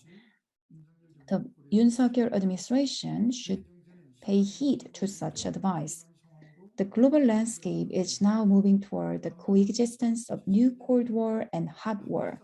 The Korean Peninsula suffered a painful history of division and war 70 years ago when it was drawn into other countries' conflicts. I think the hope that this history must not be repeated echoes with people outside the Korean Peninsula as well, including the congressmen and women from the U.S. here. I hope today's forum can be an opportunity to face the reality squarely and share creative ideas to tackle the current challenges. Thank you. 예, 이용선 의원님께서는 동맹을 통한 안보 강화와 또 평화 관리 Thank you, Honorable Lee, for talking about how we can improve the inter-Korea relations and how we can balance and maximize our national interest. Thank you. Our last speaker of the roundtable is Honorary Song Ho-ji, a North Korean defector turned advocate for North Korean human rights, who is now serving as a member of the Foreign Affairs and Unification Committee. 안녕하십니까? 대한민국 국회 외교통일위원회 소속 국민의힘 비례대표 지성호. Good morning and good afternoon, everyone, and thank you for your introduction. I am honored and pleased to be invited to this distinguished forum as a speaker. The Korean Peninsula is experiencing a lost half a decade. The government placed all its bets on the appeasement policy toward the Kim Jong-un regime over the past 5 years, but it unfortunately ended with a mirage, not a miracle. As if nothing happened for those years, the Kim Jong-un regime is now back to the 2017, when provocations were constantly made. Our government has taken time and efforts for the relations with the Kim Jong-un regime at the huge sacrifices of the people on the Korean Peninsula. Our people's lives and safety are facing a bigger threat now, and human rights, the core value of free democracy, were also selectively valued, which can be seen as the biggest mistake. One of the gifts to the Kim Jong-un regime, an anti-leaflet law, will also go down in history as a huge mistake in that it completely blocked the only flow of external information into the extremely reclusive North. The new conservative government, whose inauguration is only days away, should take a totally different approach and learn from the past mistakes. Instead of unconditional concession, we should make principled judgment and protect our security and sovereignty. The starting point would be a return to a North Korean policy guided by complete, verifiable denuclearization and human rights as its principles. Keeping an ironclad U.S. ROK alliance while maintaining strong combined defense posture for peace, security, and stability on the Korean Peninsula is also necessary. We need to clearly show that North Korea will surely pay the price if it opts for reckless provocations rather than dialogue and compromise. We also need to strengthen a comprehensive strategic alliance that contributes to global peace and prosperity. It is essential to stand together with other friends and allies that share noble values of free democracy. As a human rights activist for North Korea and a North Korean defector, I have one thing that our value alliance based on free democracy must safeguard, which is normalization of human rights in North Korea. Human rights of North Korean residents is not a negotiating tool, but a universal value and norm. It should be the topic of the negotiation, not just a subject of negotiations. Voice of concerns from the U.S. and the international community over North Korean human rights issues is meaningful in that sense. The new government of Korea should also and will take the lead in calling for the improvement of the human rights situation in the North. However, that is not enough. We need to make sure that residents in the North are completely free from arbitrary arrests and detention, torture and abuse, oppression on religion and ideology, forced labor, and other forms of repressive governing. This issue goes beyond a single nation. That's why the parliament, a key to and a symbol of democracy, should stand together. If you can join this journey, I would like to lead the creation of an alliance for North Koreans' human rights as a victim and a living proof of the North Korean regime, and work together with my fellow representatives. As you are well aware, the ROK is witnessing a political transition period with the inauguration of the new administration, along with the North Korean nuclear issue, Russia's invasion of Ukraine, and the U.S.-China conflict, and the subsequent reshaping of the world order. Presented with both crises and opportunities, we are experiencing the most turbulent period than ever before, and lost half a decade is the high price that the Korean Peninsula paid for the last 5 years. There is one famous message inscribed in the Korean War Veterans Memorial in Washington, D.C. Freedom is not free. Freedom is not a given. I look forward to the new administration taking office soon, pursuing the North Korean policy based on the principle of reciprocity, working together with allies, sharing values, with the strong U.S. ROK alliance at the center. Thank you for listening. Thank you for presenting a solution for peaceful unification by focusing on denuclearization, normalizing North Korean human rights policy, and strengthening security and value alliance. This brings us to the end of U.S. Congressional ROK National Assembly Roundtable. U.S Congressional and Republic of Korea Assembly Roundtable. Back to you, John. John. Thank you, Mr. Park. Yeah, this will close also the parliamentary section of our forum. We're very grateful for the comments from both the Congress and National Assembly and look forward to ongoing exchange and collaboration to strengthen this important alliance. We will now begin the special remarks segment of the program. And I will turn it back over to Mr. Park to introduce our first speaker. Mr. Park, to you. Yeah, thank you, John. 이번에는 한미 싱크탱크 대표 두 분의 Let me start the special remarks session and hear from two leaders from the U.S. ROK think tanks. First speaker is Ambassador Ho Young-an, President of the University of North Korean Studies. Ambassador An is an experienced diplomat who served as a former ROK ambassador to USA and served as the first vice foreign minister. Dear friends of One Korea Forum around the world, it's such a pleasure to see you once again. Each time I meet with you, I tell you about 3 different dimensions of issues which affect Korea's peace and prosperity. So today, let me try to do the same thing, and let me start with international dimension. So last time when we met, I talked about the tension between United States and China, which is ever deepening. And I expressed concern that that tension is casting long shadow on peace and prosperity on the Korean Peninsula. Today, that tension is still there. But at the same time, today, we have to deal with another conflict, which is Russian invasion of Ukraine. And Western countries are responding very sternly against the Russian invasion. For example, Germany is sending military weapons to Ukraine, which it never did after World War II. At the same time, it is increasing military spending significantly.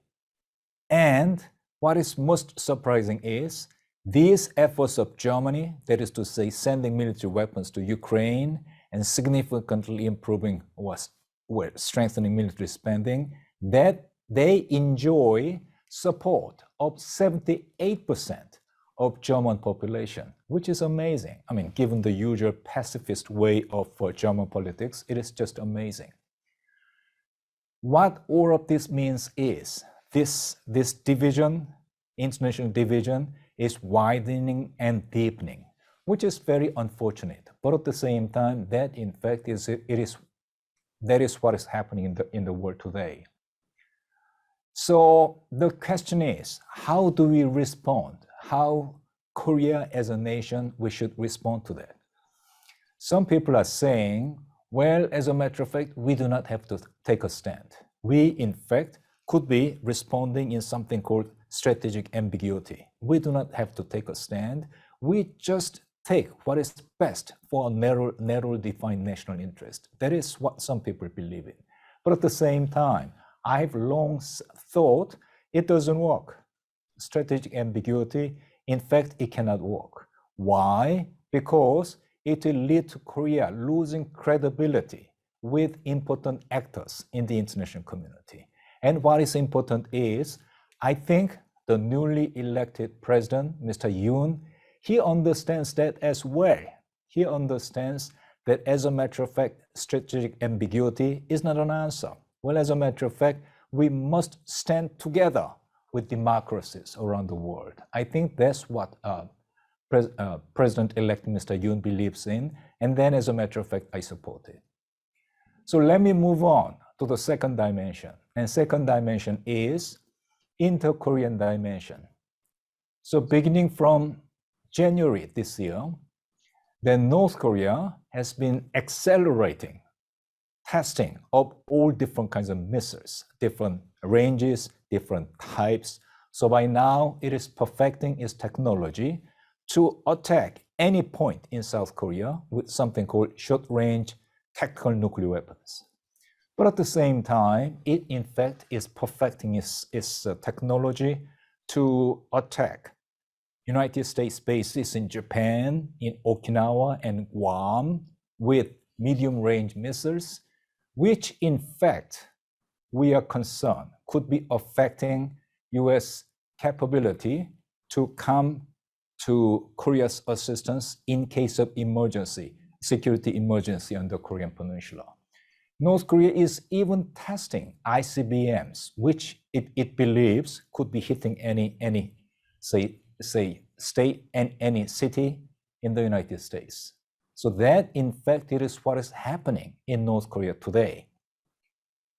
South Korea, for the past 5 years, has been responding to these old provocations with accommodation and appeasement. By now, somehow, it seems to be the case that the current government seems to have to come to a conclusion, well, as a matter of fact, accommodation and appeasement is not an answer.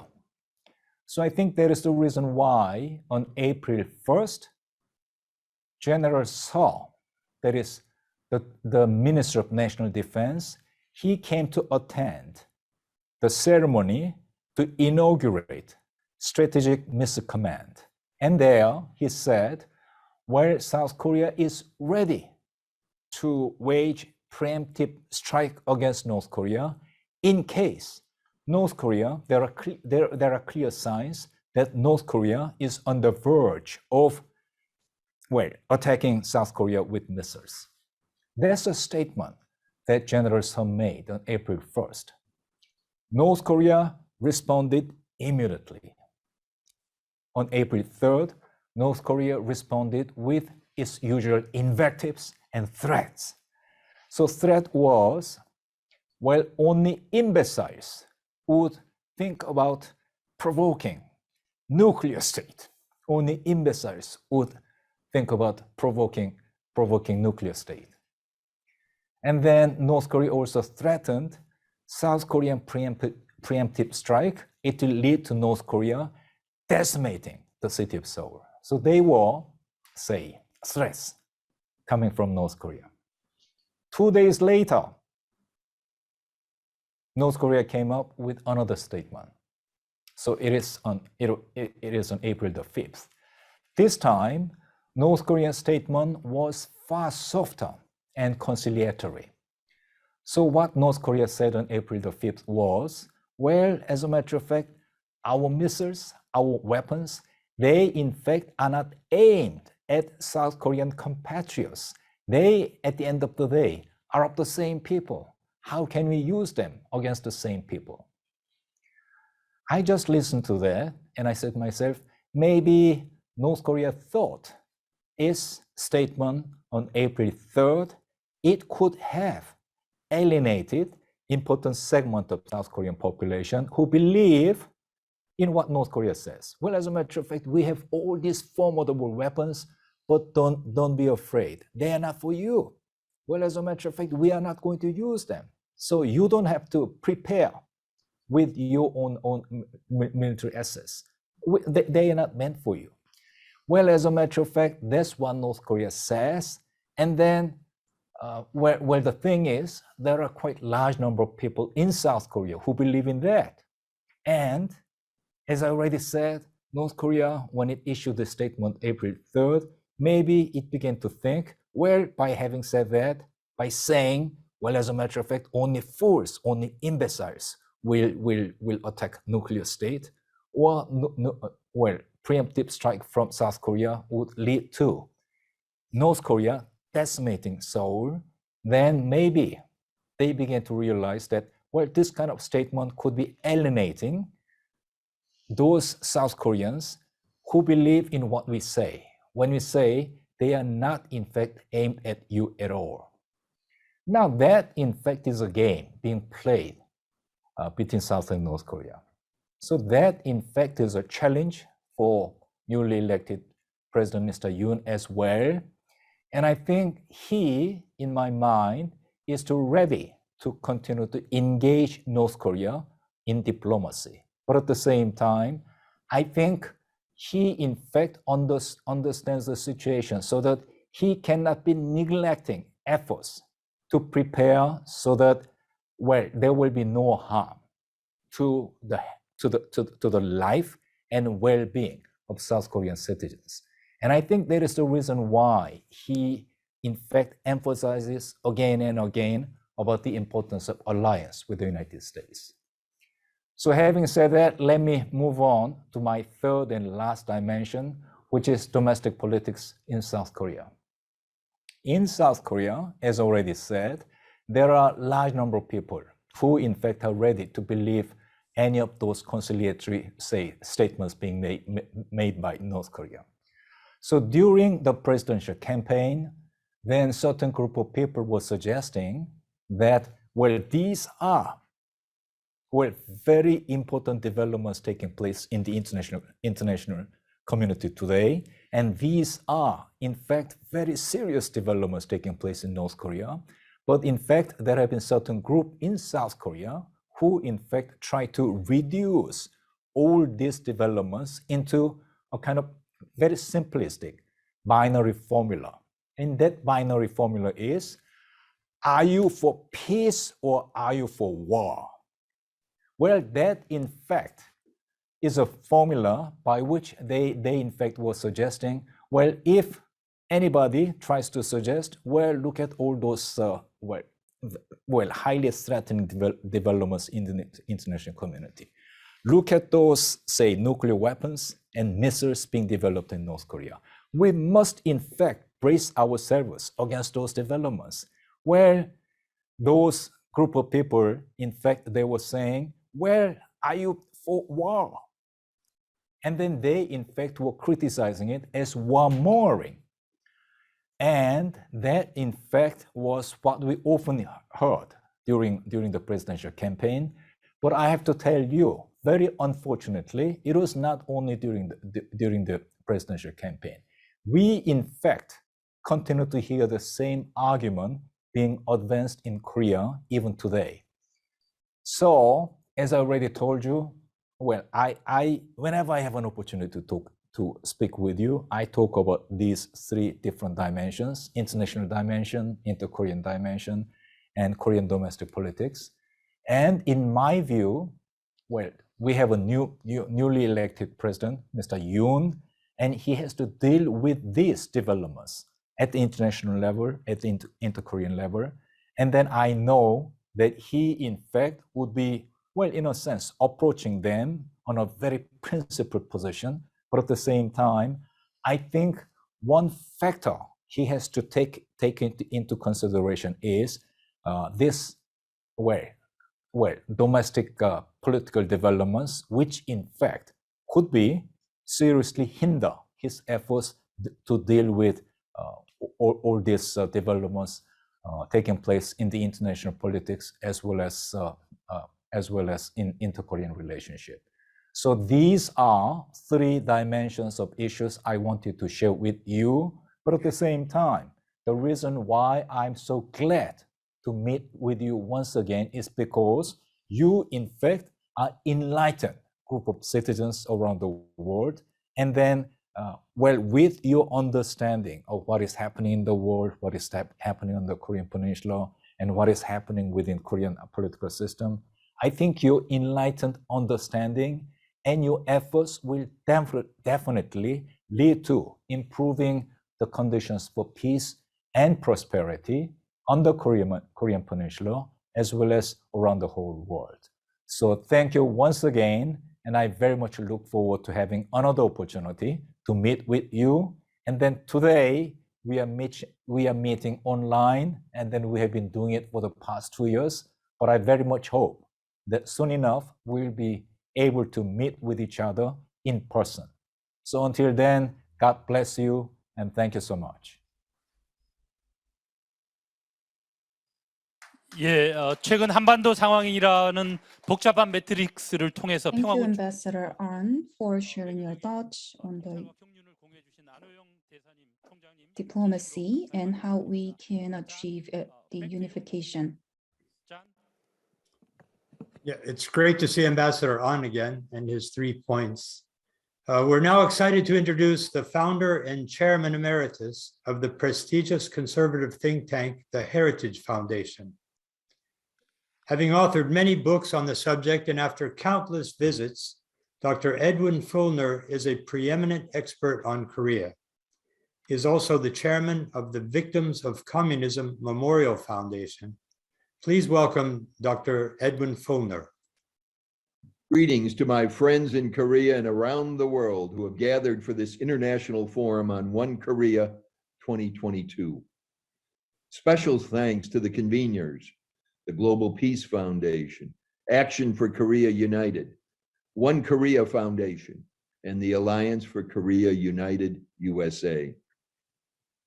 We extend our hearty congratulations to Korea's President-elect, Yoon Suk-yeol, on his election. We salute President-elect Yoon's call to advance the U.S. ROK alliance as a hub for freedom, peace, and prosperity at this critical inflection point in human history. This timely forum is meant to provide support for the U.S. ROK alliance and our long-standing shared aims of a free and unified Korea, which indeed can be a catalyst for freedom throughout the region and the entire world. In about a month, I'll have the honor to be back in Seoul to formally celebrate the 140th anniversary of formal diplomatic relationships having been established between the United States of America on one side and the Republic of Korea on the other side. In our young democracy on this side of the Pacific, 140 years is a long time. For the Korean people, it's not so long, but it is a shared vision that we all have. In my role as chairman of the Victims of Communism Memorial Foundation, the bright lines of history have again come into sharp focus. The tragic events over recent weeks in Ukraine and over the past year in Hong Kong and across the Taiwan Strait have provided a sobering wake-up call to learn the lessons of history and to affirm a way forward based on enduring values of freedom. Recent events have also underscored the unquenchable human spirit for freedom in the face of tyranny. The courageous patriots of Ukraine, as well as the forces of freedom in Hong Kong and Taiwan, and of course, the people of North Korea, and particularly the defectors from North Korea, who are a vital part of this forum, remind us that the unshakable rights of life, liberty, and the pursuit of happiness are endowed by our Creator.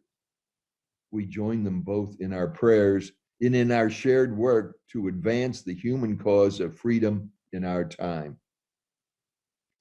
This forum's theme, U.S. ROK Alliance for a Free and Unified Korea, together with the rapid growth of Action for Korea United, points to the vibrancy of the Korean people and a free society to inject innovative leadership to our defense of democracies, both on the peninsula and worldwide. And let's make no mistake about it, advancing freedom and democracy cannot just be left to our governments. It is, in fact, the work of all of us working through private, collective organizations like the sponsors of this forum to promote those values of freedom around the world. I'm pleased to once again join today with GPF founder, Dr. Hyunjun Preston Moon, in this undertaking for freedom.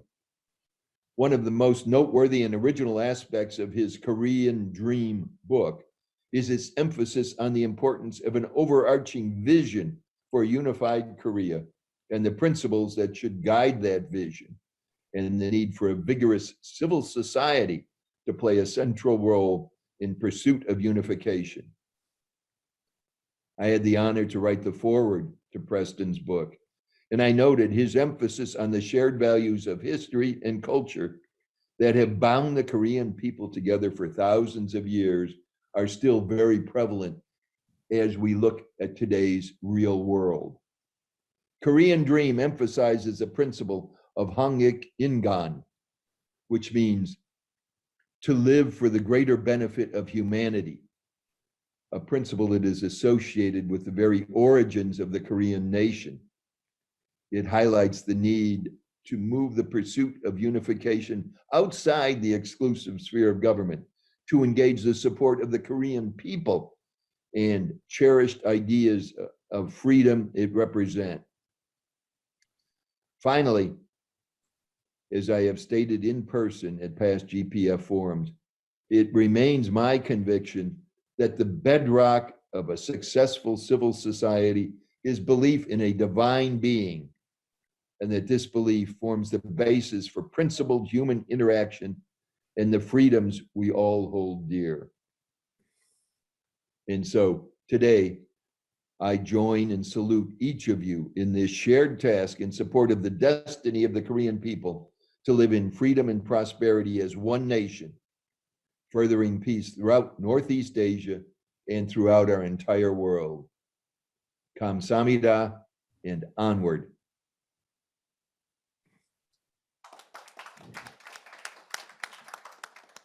Thank you, Dr. Fulner, for reminding us of the divine origin of freedom and your deep understanding and appreciation for the Korean culture, history, and people.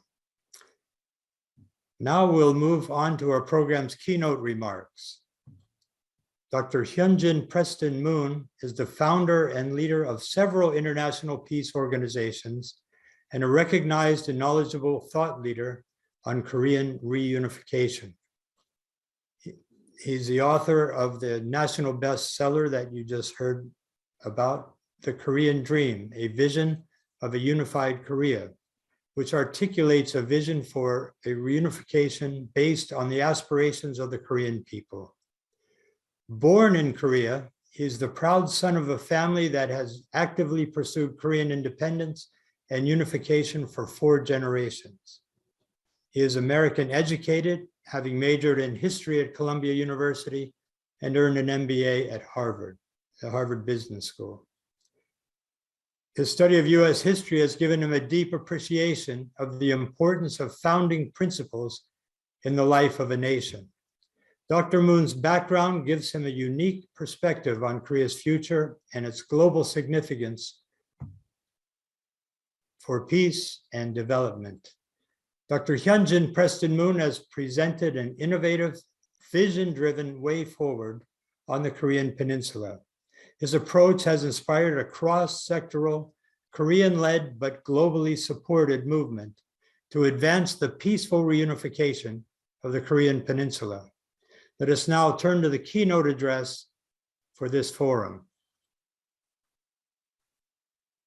Ladies and gentlemen, I'm honored to address this global gathering, especially at such a watershed moment in world affairs. I want to thank all our distinguished speakers, especially the members of the ROK National Assembly and the U.S. Congress, for your participation and leadership. Your joint cooperation is more important today than ever in shaping a clear strategic vision for the future of the Korean Peninsula. I also want to thank my good friend, Dr. Edwin Follner, for his lifelong work in championing the cause of freedom and his unwavering support for the vital U.S. ROK alliance. Ladies and gentlemen, Russia's unprovoked invasion of Ukraine with its brutal implementation has been a rude awakening for the world. Issues that most of the West consider long settled after the Cold War have been violently reopened by Mr. Putin. His reprehensible war reminds us that there are still dictatorial state powers ready to use force to impose their will on their neighbors. The reaction to his naked aggression must have come as a great shock to Mr. Putin. Instead of an overwhelming Ukrainian forces in the initial stages of the invasion, leading to the collapse of the Zelensky regime, his forces were met with a fierce united resistance all along their sectors of advance. From the streets of Kiev to the Donbass of eastern Ukraine, a massive movement of private citizens has heroically put their lives on the line to defend their country, their sovereignty, and their freedoms. The courage and determination of the Ukrainian people have jolted the wider public and nations out of their apathetic complacency. Compelling stories of ordinary citizens fighting back against this brutal onslaught have filled 24-hour cable news channels. Tech-savvy Ukrainians have joined the information battle, effectively using social media to alert the world to what is happening to their families, communities, and their nation. Broad support for the Ukrainian cause has pressed officials in many nations to take action. This international response has not been the weak, divided, rhetorically hot air that Putin must have expected. Instead, it has been resolute and unified, especially among NATO and European Union members. Together with the U.S. and global allies, they have imposed heavy sanctions on Russia and are providing massive amounts of arms and aid to Ukraine's resistance.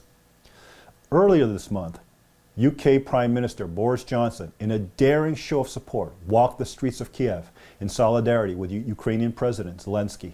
He was followed by the leaders of Poland and the Baltic states, countries that have first-hand experience and knowledge of Russian control during the Soviet era.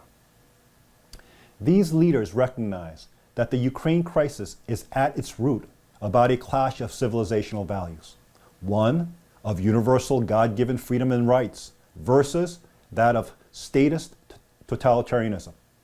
There are essential values that must be defended against aggression, and this has significant global implications. NATO Secretary General spelled this out at a recent meeting of NATO foreign ministers, also attended by representatives of South Korea, Japan, Australia, and New Zealand. Noting that China had joined Russia in questioning the right of nations to choose their own path, he underscored the need for democracies to stand together to protect their fundamental rights and values. China has, of course, been watching the situation closely. The price being exacted on Russia by Ukrainian resistance and international sanctions is likely to make China more cautious as it weighs the costs and benefits of imposing its will through military force, especially in Taiwan. Not surprisingly, North Korea test launched ballistic missiles twice in the wake of Russian invasion, reminding the world, and especially South Korea, of its offensive capabilities. But this is just saber rattling. The use of military force against South Korea is off the table in the current climate, as long as international support, and especially the U.S. alliance, remains strong. This is a critical juncture at which to demonstrate, without doubt, that such wars are unacceptable in the 21st century. To do so, the international community must be united and resolute in its response, and Ukraine must prevail. Such a decisive defense of freedom, human rights, and self-determination will have far-reaching implications, making it clear that these are not merely political positions nor national policy, but universal principles necessary for human flourishing and peace in this century. Free peoples and their nations everywhere must stand together to protect our fundamental freedoms, affirming that the rights of all people are endowed by God and not any government or regime. Ambitious authoritarian regimes seeking to expand their territories through military aggression must know clearly that they will face stiff international consequences and will not succeed in the long run. This will have significant geopolitical ramifications, and most immediately in Northeast Asia. The current division of the Korean Peninsula is rooted in unresolved issues from World War II and the Cold War. The 1919 Samil independence movement under Japanese colonial rule called for Korea to be united, independent, and free. Yet today, Korea remains divided, and 25 million of its people lack basic freedoms and rights. That has brought untold suffering to the Korean people and insecurity to the region and to the world. The Ukrainian crisis is a rude awakening that should be a catalyst for a bold new approach and clear strategic thinking across the Korean Peninsula. That should begin with the people of South Korea who enjoy freedom but have become indifferent. Awakened and inspired by the Ukrainian example, they should actively engage in shaping the future of the whole Korean people. Likewise, the current circumstances are a striking reminder that the U.S. ROK alliance remains vitally important to preserve a free and independent Korean nation as a foundation for the ultimate transformation of the peninsula, the region, and world. This can be a watershed moment for Korea, unlike any other. A free and unified Korea could become a compelling alternative to the people of both South and North Korea in the face of global authoritarianism. U.S. and ROK policy to date has been piecemeal and reactive, with North Korea too often in the driving seat. I have long advocated that it be replaced by a broad forward-looking strategy focused on our end goal as a free and sovereign nation. A unified Korea that upholds fundamental human rights and values should become the clearly stated and actively pursued policy of the ROK's UN administration, as well as the U.S., its allies, and the United Nations. This would provide a clear end goal for Korea policy and a framework for all negotiations with North Korea. In the same way that the U.S. Constitution drew upon the principles articulated in the Declaration of Independence, a unification strategy must begin with the historical ideals that have motivated the Korean people. Their aspiration was to create a model nation drawing upon a shared culture and identity that long predates the current division. In particular, it must look to Korea's foundational philosophy of Hongi Ingan, or living for the benefit of all mankind, which aligns with the highest ideals of the principles of democracy. I call this approach the Korean Dream and have explained it in my book of that name. With its focus on traditional Korean identity, this approach could ultimately appeal to Koreans in the North. The situation there is unsustainable. Sooner or later, something has to give. The North Korean elite will have to decide if they want to be drawn ever closer into the orbit of China's authoritarian ambitions or find another path that preserves their unique Korean independent identity. These aspirations cannot be realized without international support. It is in the interest of the United States to take the lead in this effort. Not only would a free and unified Korea diminish the nuclear threat to Korea, Japan, and the US, it will create, in effect, a new nation which upholds liberty and democratic principles in a region where statist approaches are on the rise. The US should widen its Korea focus with a long-term strategic approach. An excellent model is its policy to rebuild Europe after World War II through the Marshall Plan, creating strong democracies and firm allies. Such an approach could be adopted to the present circumstances. Rather than directly taking the lead in dealing with North Korea, the U.S. should provide strong policy support for a free and unified Korea along with its commitment for economic assistance in rebuilding the North.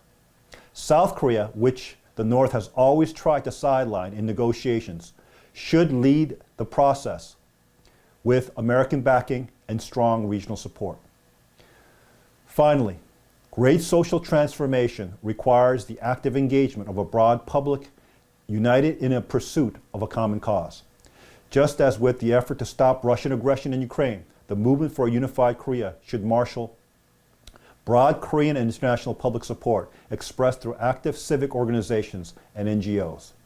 This charge has been taken up by Action for Korea United, one of our co-conveners here today, and the largest citizen-driven movement for unification in the history of South Korea. It is making unprecedented progress in building civic consensus, bridging political, religious, and regional divides, and collaborating with government and other stakeholders to promote the cause of unification among Koreans everywhere. By overcoming its own colonial and Cold War history, a free and unified Korea that upholds the freedom and essential rights endowed to all by God can play a major leadership role in Asia and throughout the world. With vision, leadership, and robust civic action, Korea's historic quest for one free, independent, sovereign nation is a timely and achievable goal that will bring great benefit to the world.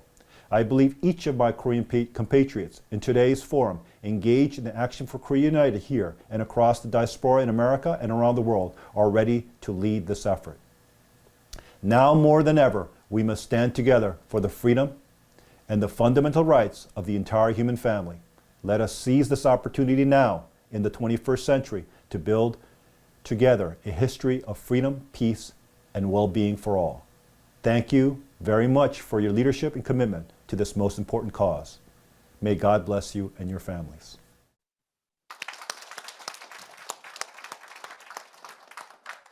Thank you very much, Dr. Moon, for your leadership, clear assessment of the current crisis in global affairs, and firm resolution to defend freedom, and for pioneering the Korean Dream framework to realize a new unified nation on the peninsula.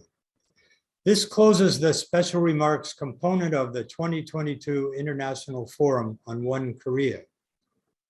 We move now to our policy experts as we consider strategies and policies to best resolve this 70-year division of the peninsula and realize the aspirational goal of a free and unified Korea. We're proud to introduce the first speaker for this policy session. He is the former Commanding General of U.S. Army Pacific, the United States Forces Korea, the United Nations Joint Command, and the ROK U.S. Combined Forces Command. General Vincent Keith Brooks is also the chairman of the Korean Defense Veterans Association, a large and influential international veterans group. Please welcome General Vincent Brooks. 안녕하십니까. 저는 Vincent Brooks 대장입니다. 반갑습니다. Let me just say thank you very much for including me in this Global Peace Foundation discussion on the U.S. Republic of Korea Alliance for Free and Unified Korea. What an important topic for us to be discussing. I'm sorry I can't do that in person with you, and so I hope that you'll accept this recorded message that shares some of my thoughts on this particular and very important theme. There can be no doubt that there remains a great and yet unfulfilled desire to see a free and unified Korean peninsula. That was the hope of the defensive actions by United Nations Command in 1950 to 1953. That was the hope even of the signing of the armistice in 1953. But as my predecessor, General Mark Clark, said, we can't be satisfied with the armistice. The objective is a lasting peace on the Korean Peninsula. And it's very clear that that has yet to be fulfilled. Indeed, it's often questionable whether we're getting closer to that opportunity or further away from it. I happen to be of the view that we remain close but distant. And there still is a great distance between North Korea and its ambitions and South Korea and its ambitions and capabilities. And certainly when we add the alliance as a factor on top of that, there's a significant distance between the Korea-US alliance and North Korea. There are matters of human rights that cause this distance to be acute. There are matters of security, as we see in recent demonstrations of military capability by North Korea. We see that in harsh language that comes from Kim Jong-un himself, or more recently from Kim Yo-jong, his sister. And all of these things seem to indicate that the distance is widening. And yet, and I'm in a limited view of this in terms of others who might agree with me, or many will disagree with this point, what we have not seen is North Korea absolutely foreclose the door to dialogue and discussion. Indeed, in many ways, they seem to be taking actions right now to draw attention so that they can be in the best possible position and possibly for the opening of dialogue once again, as we saw in the season of summitry in 2018, especially.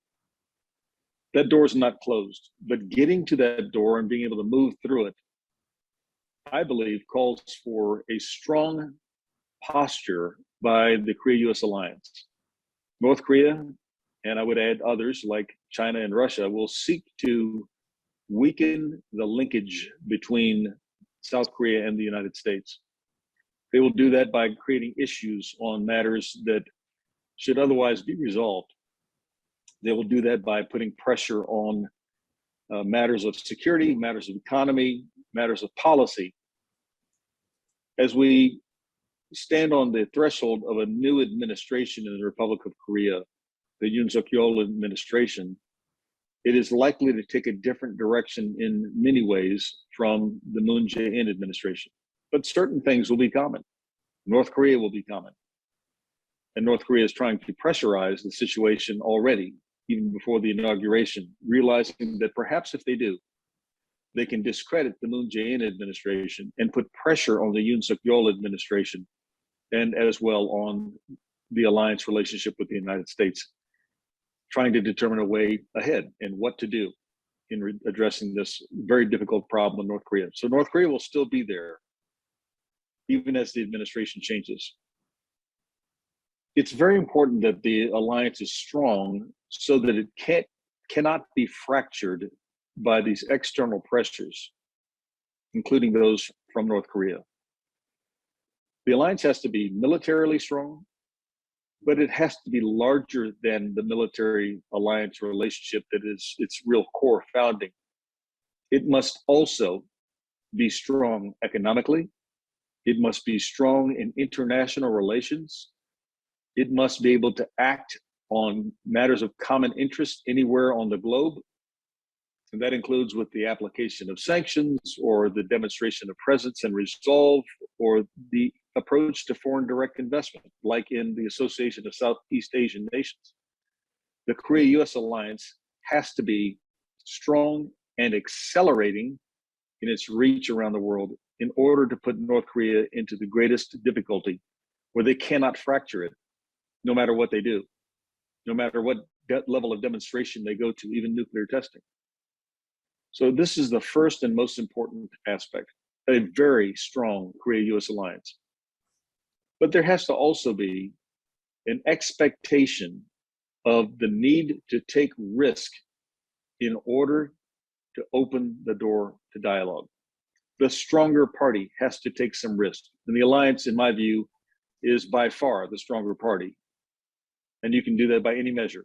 North Korea may have a larger military in raw numbers, but they are nowhere close to being as capable as the Korea-US alliance when they operate together, especially after times of mobilization. North Korea does not have much that they can offer to the world. And South Korea and the United States, especially when together, have much to offer the world. So the alliance is the stronger pairing as we think about the relationship with North Korea. And that means that the stronger must be prepared to take some degree of risk in order to take steps toward North Korea. Now, I don't want to presuppose what those might be. This is for the two governments to discuss, and they should be very creative about it. Not just the traditional ideas of sanctions relief, as North Korea might ask at the outset, but a more thoughtful approach that addresses the deep security concerns of North Korea, especially their economic security. How will that be addressed by the alliance? And if we want to see a free and unified Korean peninsula, that must be addressed at some point in time. So the goal remains very clear. The desire for that free and unified Korea is in everyone's foresight. And yet the way to get there remains extremely complicated.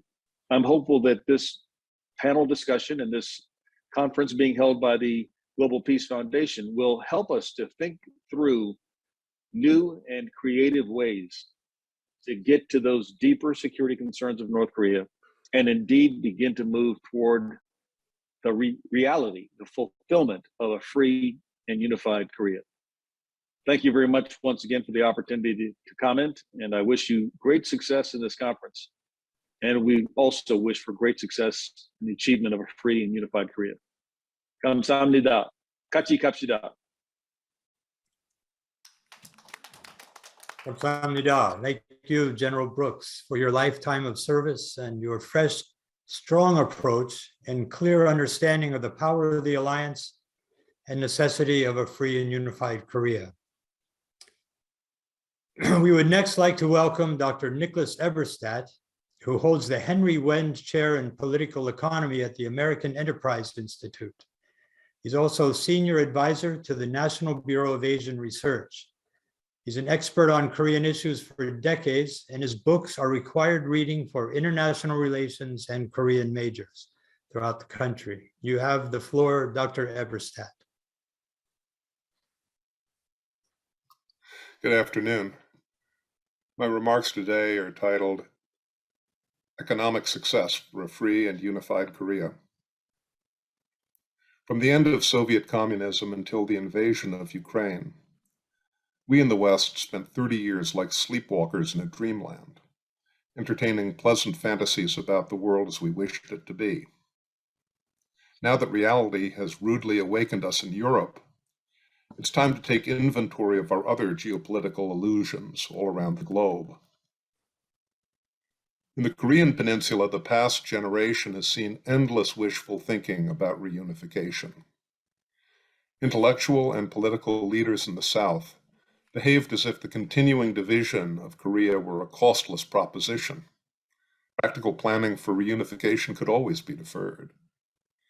Even when they did bother to think about reunification, some serious people imagined fairy tale endings, where the North somehow reformed and enriched itself before offering its hand in marriage as a suitable partner for the South. Let's now, once and for all, discard all those comforting delusions, and instead focus on reunification as if it actually mattered to the lives of real people, for it most assuredly does. We can begin with some economic questions about a Korean reunification. First of all, no one should ever forget that the continuing division of Korea comes at a very real price. That price is being paid every day by the North Korean captive population. They suffer a human rights nightmare, an oppression exquisitely perfected under 3 generations of totalitarian rule by the Kim dynasty. Living standards in the immiserated South are falling ever further behind those in the affluent North. And that gap will continue to widen as long as the DPRK is in charge up there. South Koreans may be seriously mistaken to assume that continuing division of the peninsula comes at no cost to them. Why do they think Pyongyang is amassing its nuclear arsenal, building all those missiles? The North has a game plan, and it does not include an indefinite peaceful partition. Those who price the North Korean threat around zero may be making a fateful economic miscalculation. The longer unification is postponed, the greater the potential costs of that particular reckoning. Secondly, South Korea and her allies need to undertake the hard intellectual work to maximize the odds of a successful Korean reunification. This specifically includes policy planning in the realm of economics. Better understanding the many economic issues entailed in an integration of North and South should not be regarded as thinking the unthinkable. A successful economic transition to a post-DPRK Korea will require both an unflinching eye and a humanistic vision, courage to recognize unwelcome truths, but also unwavering commitment to uphold the constitutional rights and progressively improve the lot of the ROK's newest citizens. Since the Kim family regime continues to conceal the North's true social and economic situation from outsiders, we cannot make a careful assessment of current conditions, but we can start with some educated guesses. For one thing, given the DPRK's severe technological backwardness and its woeful structural distortions, it's all too likely that the North's capital stock is more or less worthless today in market terms, except perhaps for its scrap value.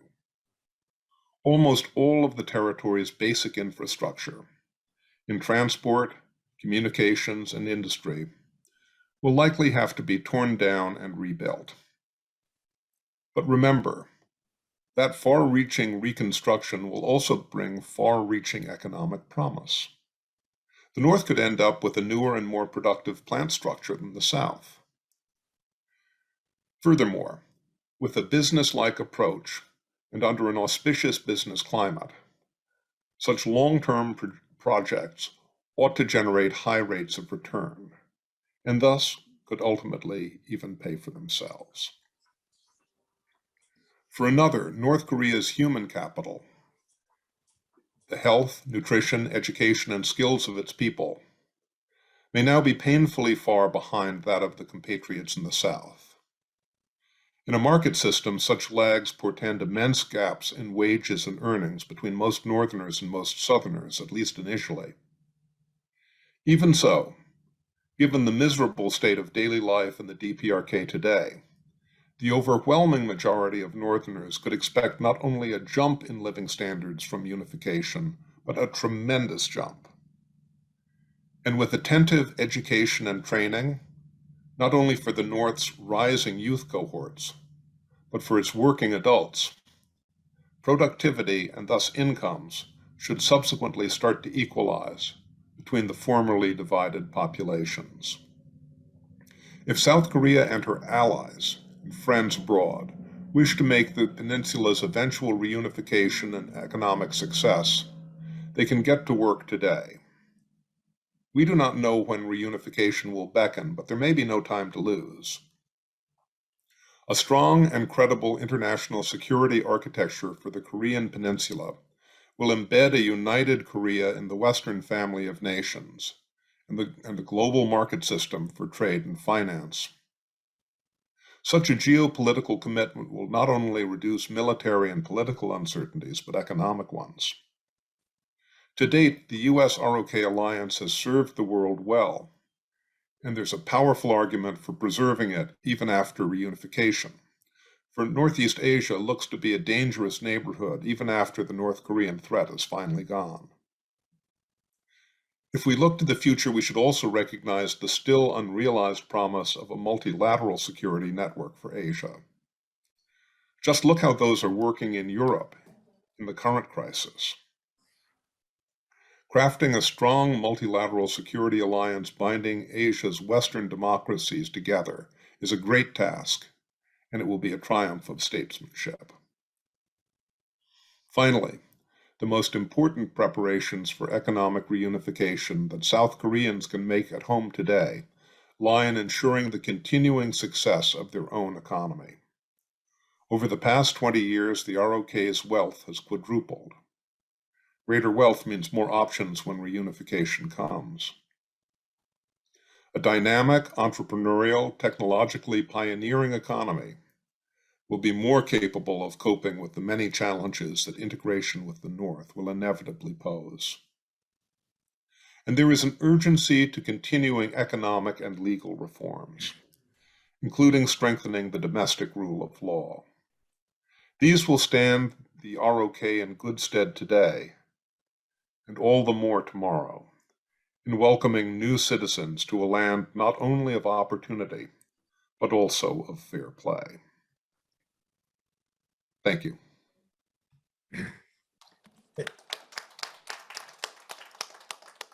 Thank you, Dr. Eberstadt, for highlighting the sobering urgency of unification, ending the illusion of peaceful coexistence, and explaining the economic benefits of a reunification process. Our next speaker is the most active rising star on the Korean policy front. She's currently a policy analyst at the RAND Corporation after her previous engagement with the CIA. Please welcome Ms. Soo Kim.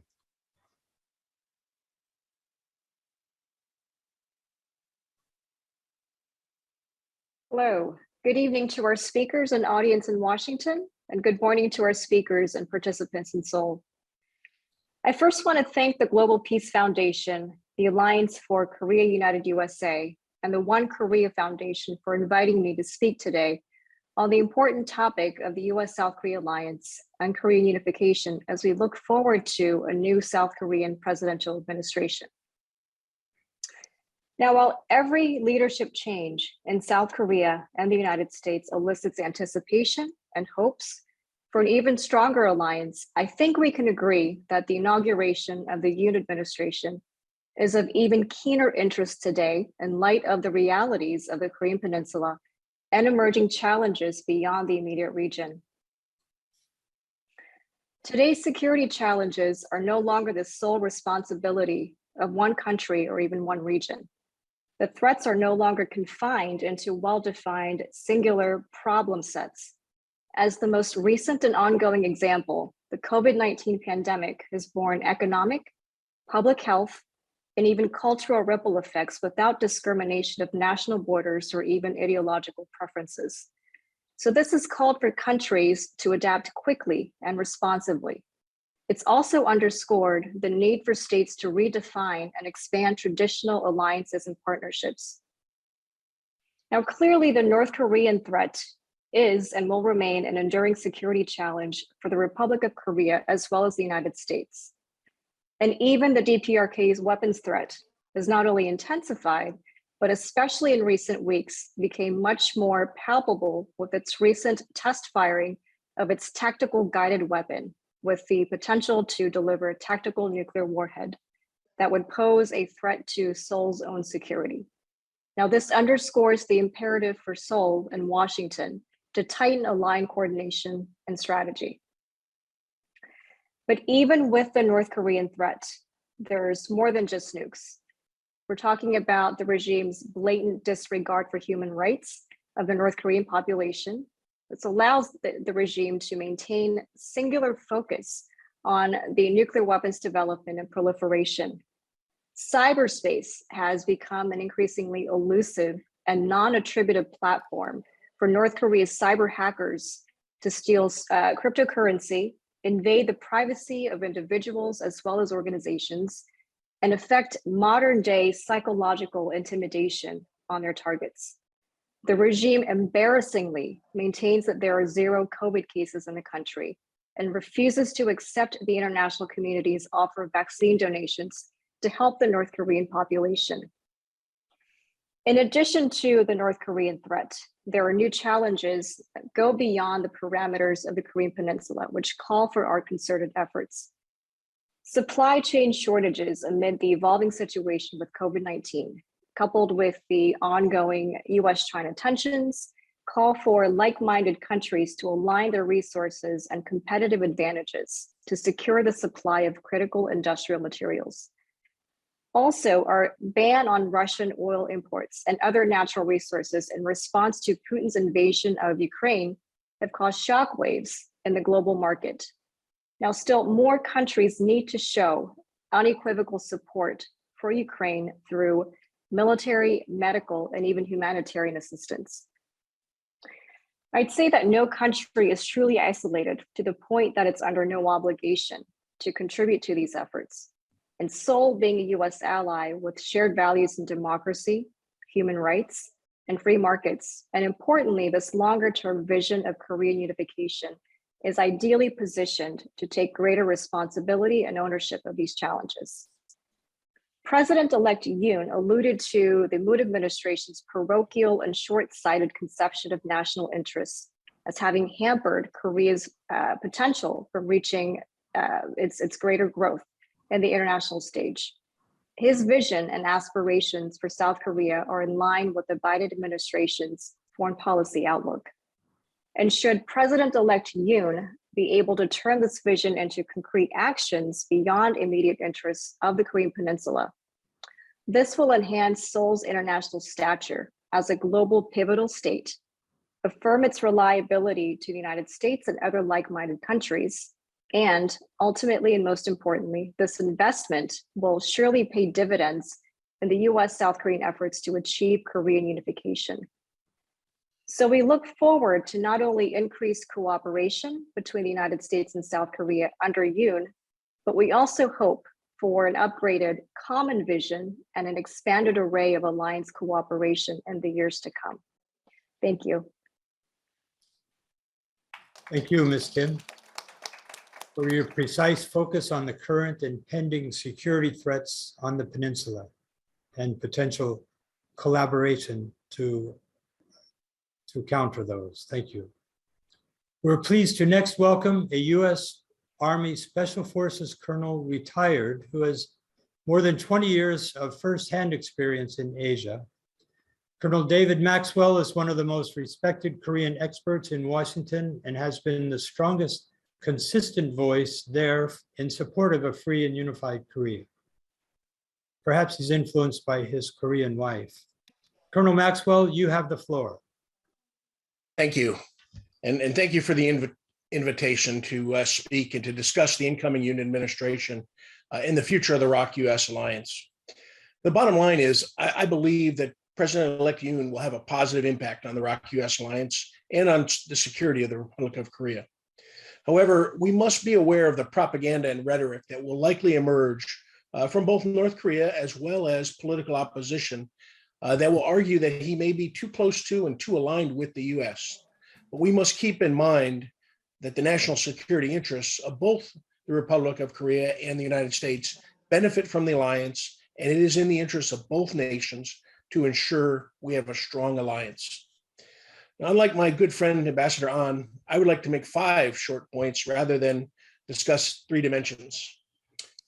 First, President-elect Yoon has laid out his vision for national security in his February Foreign Affairs article and in his Washington Post interview last week. In short, his vision is that it is time for South Korea to step up in the ROK-US alliance, in the region, and around the world, because the Republic of Korea is an important player on the global stage. I believe we will see a defense of democratic values, the rules-based international order, cooperation with other like-minded countries, and alignment with entities such as the Quad. We should keep in mind that Korea is the only country in the world to go from a major aid recipient following the Korean War armistice to a major donor nation after the Miracle on the Han. And this stands as an example for the developing nations around the world. And in that, I expect to see strong solidarity with Ukraine as it experiences similar attacks as Korea did in 1950. Second, what we are going to see, I believe we're going to see between the ROK and the US is sufficient alignment about the assumptions about the nature, objectives, and strategy of the Kim family regime. I believe the president-elect has a realistic understanding of North Korea and its goals, and these are more in sync with the US than the previous administration. The alliance will focus on the security of the Republic of Korea through readiness and deterrence. The president-elect will remind Korea, the region, and the world that the alliance exists to defend South Korea and the US in the Asia-Pacific region in accordance with our Mutual Defense Treaty. In his recent interview, he called North Korea the main enemy. This recognizes that Kim Jong-un seeks to dominate the Korean peninsula under the rule of the guerrilla dynasty and Gulag state to ensure survival of what we like to call the mafia-like crime family cult, known as the Kim family regime. The regime uses subversion, coercion, extortion, or blackmail diplomacy, and ultimately will be prepared to use force to achieve unification on Kim's terms. And this is a two-track approach: political warfare to subvert the South and manipulate the US and the international community, and the development of advanced warfighting capabilities to be able to attack the South. And these two tracks guide all the actions from the North. The president-elect is correct in calling out Kim for his hostile policy toward the ROK and the US. No longer will Kim be able to get away with saying the US and the ROK have a hostile policy. The ROK-US alliance seeks security and stability, economic growth, and ultimately peaceful unification in Korea. Kim Jong-un seeks hostile domination. Third, it is necessary for the president-elect and the US to take a human rights upfront approach with North Korea. Not only is this a moral imperative, it is a national security issue because Kim Jong-un must deny the human rights of the Korean people living in the North in order to remain in power. The president-elect must also be concerned with the rights of escapees and defectors in the South who are working hard to get information into the North to change the conditions. He must convince the National Assembly to repeal the so-called anti-leaflet law and allow escapees to continue their good work with the full support of the ROK government and the Korean people. Fourth, the president-elect must go beyond the work of the escapees and embark on a combined strategic influence campaign in the North. The ROK-US alliance must bring all ROK and US influence capabilities to bear on the North. It is important to understand that Kim Jong-un fears the Korean people in the North more than he fears the US military.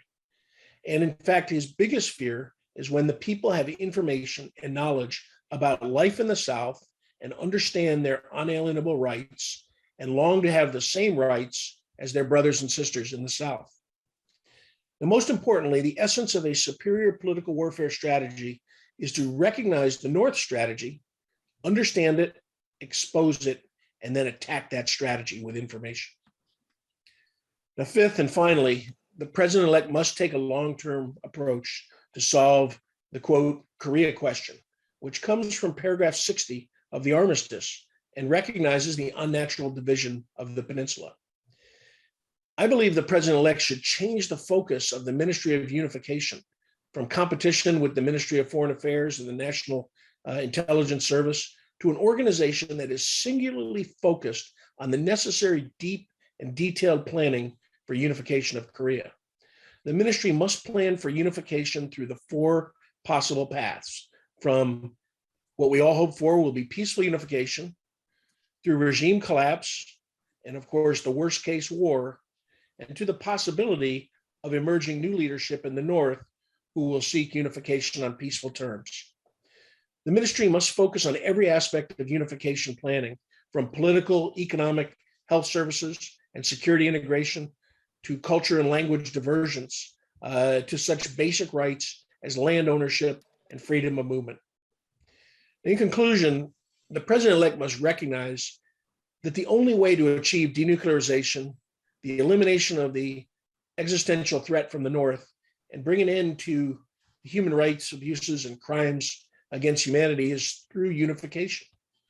And the only acceptable, durable political arrangement that will serve the Korean people and ROK and US interests is the establishment of a united Republic of Korea that is secure and stable, non-nuclear, economically vibrant, unified under a liberal constitutional form of government based on individual liberty, rule of law, free market economy, free market economics, and human rights as determined by the Korean people. In short, a united Republic of Korea, UROK or UROK.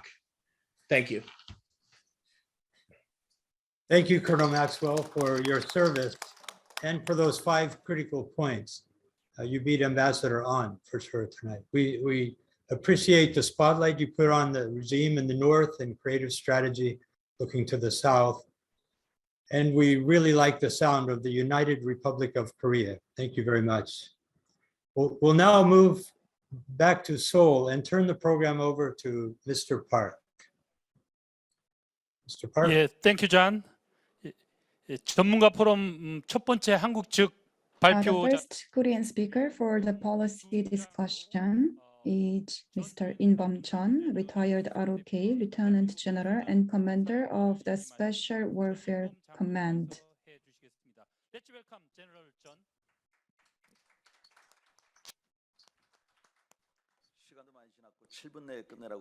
Since we have passed the time and I was told to limit my speech to 7 minutes, so I'll try my best. Now, with the launch of the new conservative government, we need to assess our past policies and amend any policies that have room for improvement. I would like to make a few points about the regional security. First is the U.S. ROK military exercises. Most of the Korean people are interested in the suspension of the U.S. ROK military exercises. However, what's more important is, as you can see from the Russia's invasion of Ukraine, the fact that only one weapon can destruct tens of other weapons. Actually, making so much investment into a privately led weapon is North Korea. Stinger-like weapons. Actually, North Korea has a wide range of weapons that is akin to the weapons from the US. And to build such a weapon, it needs to have an advanced capability. And at the center of such capability, the nighttime flight is a very important capability. There are some other tanks that are possessed by the US and South Korea. However, because of the complaints from the residents living nearby, many Korean forces had to give up on their nighttime shooting. Actually, there are some forces in South Korea that stopped the nighttime shooting for over 10 years, and the US forces had to move abroad to do such exercises. I think this issue cannot be emphasized enough. Actually, the General Brooks and other generals have emphasized this issue several times. If you are interested in the U.S. ROK alliance and a stronger alliance, please share this fact with other people. The residents living near the shooting area of the military exercises have suffered a lot of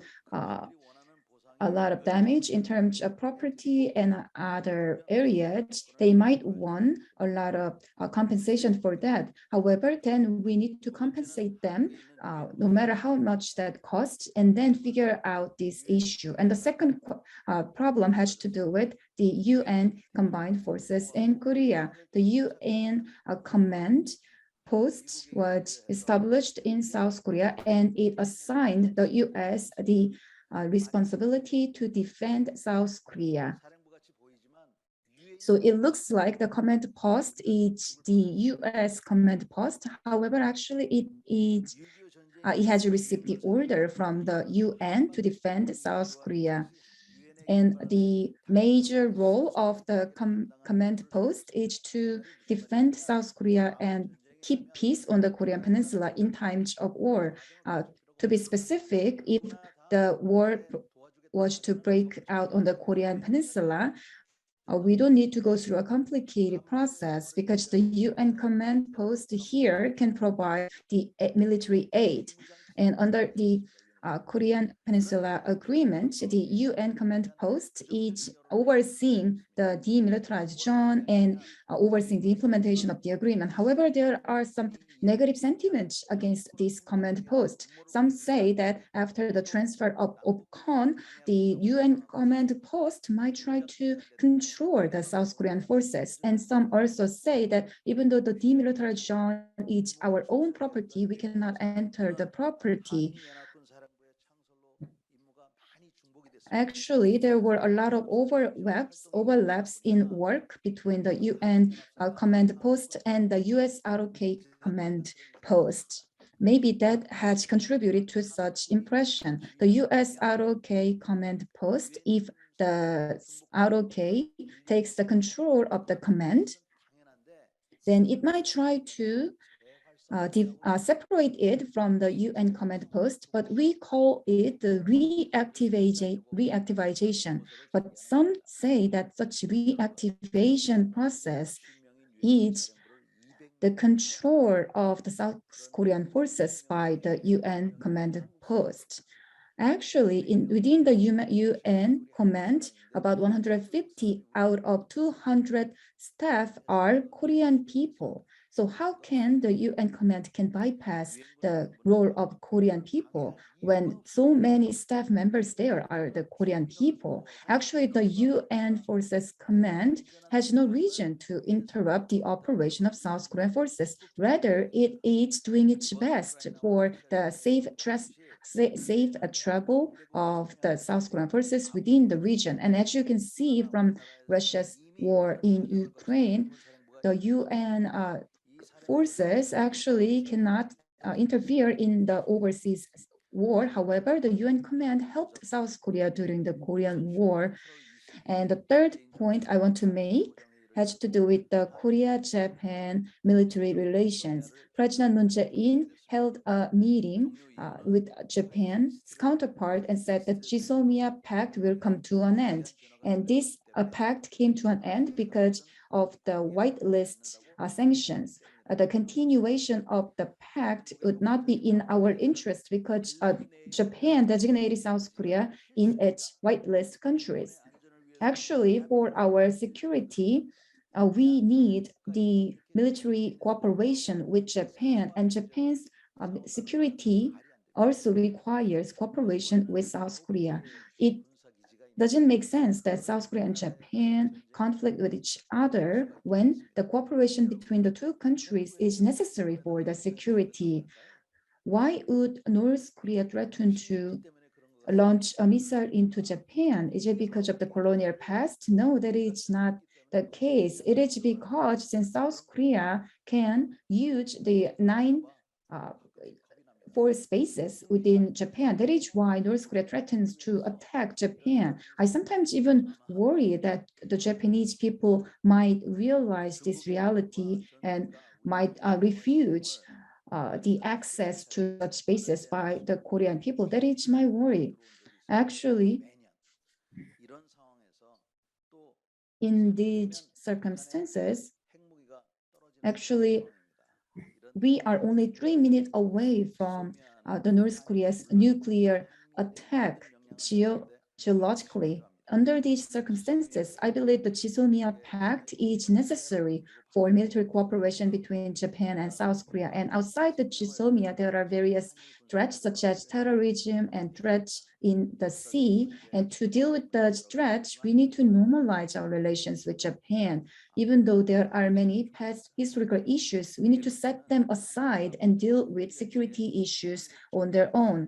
And the fourth is the participation of the Korean forces in the military exercises. As you know, the Ulchi military exercises have taken place, but recently such military exercises were postponed, and our military exercises also were stored. And usually we reviewed the Chungmu military exercises process, but now we don't even do that. So regardless of the U.S. ROK combined military exercises, we need to carry out our own government-led military exercises. And when the U.S. ROK combined exercises are resumed, we also need to focus on our own military exercises as well. And over the past several decades, the high-level officials, even from the conservative body, never participated in the military exercises. I don't know why. Except for President Park Chung-hee, presidents have never paid a visit to those military exercises. We need to negotiate and coordinate with the U.S. over a lot of issues. However, even though the military exercise provides such an opportunity, we have not paid enough attention to them. And lastly, the environmental issue. Recent press release said that the U.S. forces Korea emitted the carcinogen or other emissions 500 times more than the limit. Actually, adopting the environmental standards of the U.S. to the South Korean context is not legitimate because they are the U.S. standards. However, we need to think about why the U.S. forces are stationed in South Korea. This is because those forces have defended us. And we also asked the U.S. forces to move to Yongsan, and they accepted that offer. So I think it doesn't make sense for us to ask them to leave because of the environmental issues. So I want to make clear that the U.S. forces Korea have nothing to do with the environmental issues. So therefore, the protesters should not hold demonstrations in front of the UN forces bases because they have nothing to do with them. And second, it's not that all of the U.S. forces bases emit such harmful emissions all the time. Actually, a fraction of those bases are contributing to those environmental issues. If you have ever entered the U.S. forces bases, you would realize how clean they maintain the facilities without any carcinogen emissions. And let's talk about the return of the bases. Returning those bases can take a decade or two, which can also cost us a lot of money. And that money can be seen as the sunken cost. Opportunity cost. I think rather than paying such costs over a long period of time, it would be better for us to swiftly return the bases first and then utilize those funds for other regions. The obligation of the forces is to safeguard the lives of the people. However, the support from the people is needed for the operation of the forces as well. To be sure, the efforts of the forces are needed as well, but I think we also need to show support for our forces. Thank you for listening. Thank you, Mr. Ton, for emphasizing the importance of preparation as well as the importance of cooperation among the U.S., Japan, and South Korea. Thank you again. Our next speaker is Professor Kwang-Gyu Nam, Director of the Center for North Korea Studies at the Asia Research Institute. Thank you so much for your introduction. Actually, a month ago, my center was extended to become the Global Center for the Unification. I am honored to speak to you today, and I would like to make 4 points today. And the International Peace Center in Korean University. It is my honor to take part in this participation in the International Forum on One Korea. In my view, first, my view on the establishment of the Korea-US alliance with the inauguration of government in Korea. South Korea and the United States are allies that share liberal democracy and market economy values. With liberal democracy in trouble around the world, the Korea-US alliance should play a role for the desirable future of international order. Cooperation with Japan is also important to protect liberal democracy in Asia, along with the Korea-US alliance. The launch of Yoon Suk-yeol government should serve as an opportunity for the cooperation of the three countries. 아, 그래요? 그래요? 오케이. 오케이, 지금부터 한국말로 하겠습니다. 자, 그래서 Now let me speak in English from now on. I believe the trilateral cooperation among South Korea, the US, and Japan should be normalized, and that should be recognized clearly by the Yoon Suk-yeol administration. And as you are well aware, actually the communication between Japan and South Korea was lacking under the previous administration. And actually the communication between the US and South Korea was insufficient. And since the anti-Japan sentiment was used for political gains at home, we should bring the Korea-Japan relationship back to normalcy. So what the Yoon Suk-yeol administration should do first is to normalize the relationship with Japan. And the second point I want to make has to do with the North Korean nuclear program. 11 rounds of missile tests were conducted, and recently the ICBM test seems to be underway, and there are some news reports that say that the North Korean nuclear threat is rising. So I want to talk about how we can deal with this situation. So in the short term, every time North Korea launches its missile, we exercised an extended deterrence strategy. So likewise, when an ICBM is actually launched or a nuclear test is conducted, we need to mobilize the U.S. ROK extended deterrence strategy. And another thing that's needed is a multilateral diplomatic cooperation. However, if North Korea actually conducts its eighth nuclear test, then I think, as President-elect Yoon Suk-yeol said, the additional deployment of THAAD is necessary.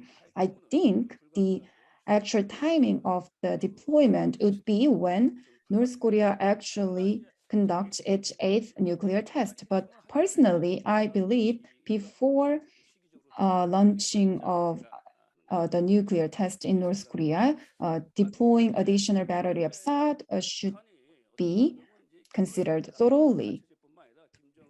And if North Korea continues its nuclear program development, or if it decides to give up and receives support from the international community and stabilizes its regime so that its socialist state might be in place and Kim Jong-un 정권 might be in power, but at least some reasonable change might be able to occur. Without such change, the fundamental solution to the North Korean nuclear issue might be unlikely.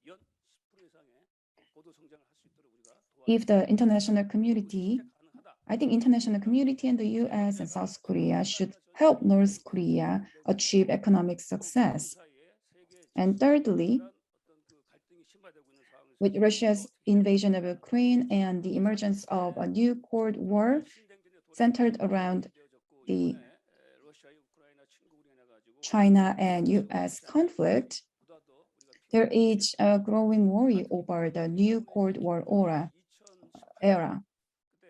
Especially in 2018, after the US-DPRK summit, North Korea emerged on the global stage, meeting President Xi Jinping.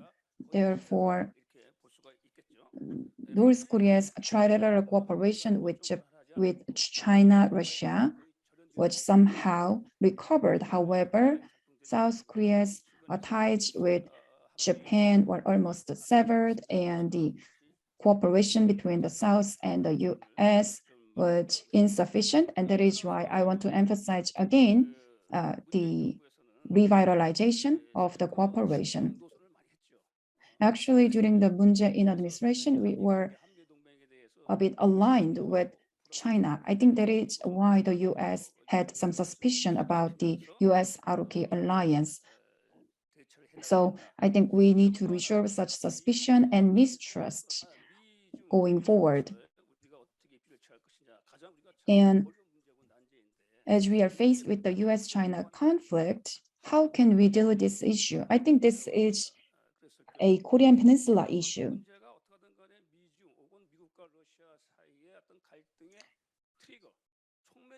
I think we need to make sure that the Korean Peninsula issue shouldn't trigger a further conflict between the US and China. And since it is in the interest of the international community to prevent the provocations from North Korea, so a deployment of strategic assets in South Korea would be necessary. However, we also need to make sure that the situation on the Korean Peninsula does not trigger further conflict between the US and China. Lastly, I would like to talk about how we can achieve a free and unified Korea. I think the US ROK alliance is moving toward a value alliance, going beyond the security alliance and economic alliance. And we need to advocate for human rights as the alliance as well. I believe that US ROK alliance can evolve into an alliance that fits the needs of the 21st century. And I think the direction that Dr. Moon set out is the desirable direction for the alliance. I think the US ROK alliance should always keep in mind a clear value of a free and unified Korea. So rather than being swayed by the current geopolitical or global situations, we should set our eyes on this common goal of a free and unified Korea. And if the US and South Korea are aligned in this common goal, we can build a value alliance for the 21st century. And I hope the United States and the international community can provide support for a unified Korea. Thank you for your remarks about the extended deterrence and the coordination between the US and ROK, and how we can set clear values and principles in pursuing a free, unified Korea. Thank you once again. Now let me invite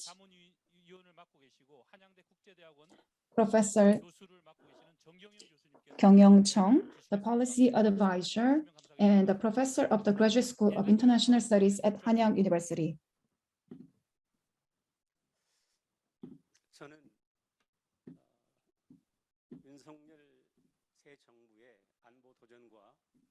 Today, I would like to talk about security challenges faced by the Yoon Suk-yeol administration and the role of the US ROK alliance for a free and unified Korea.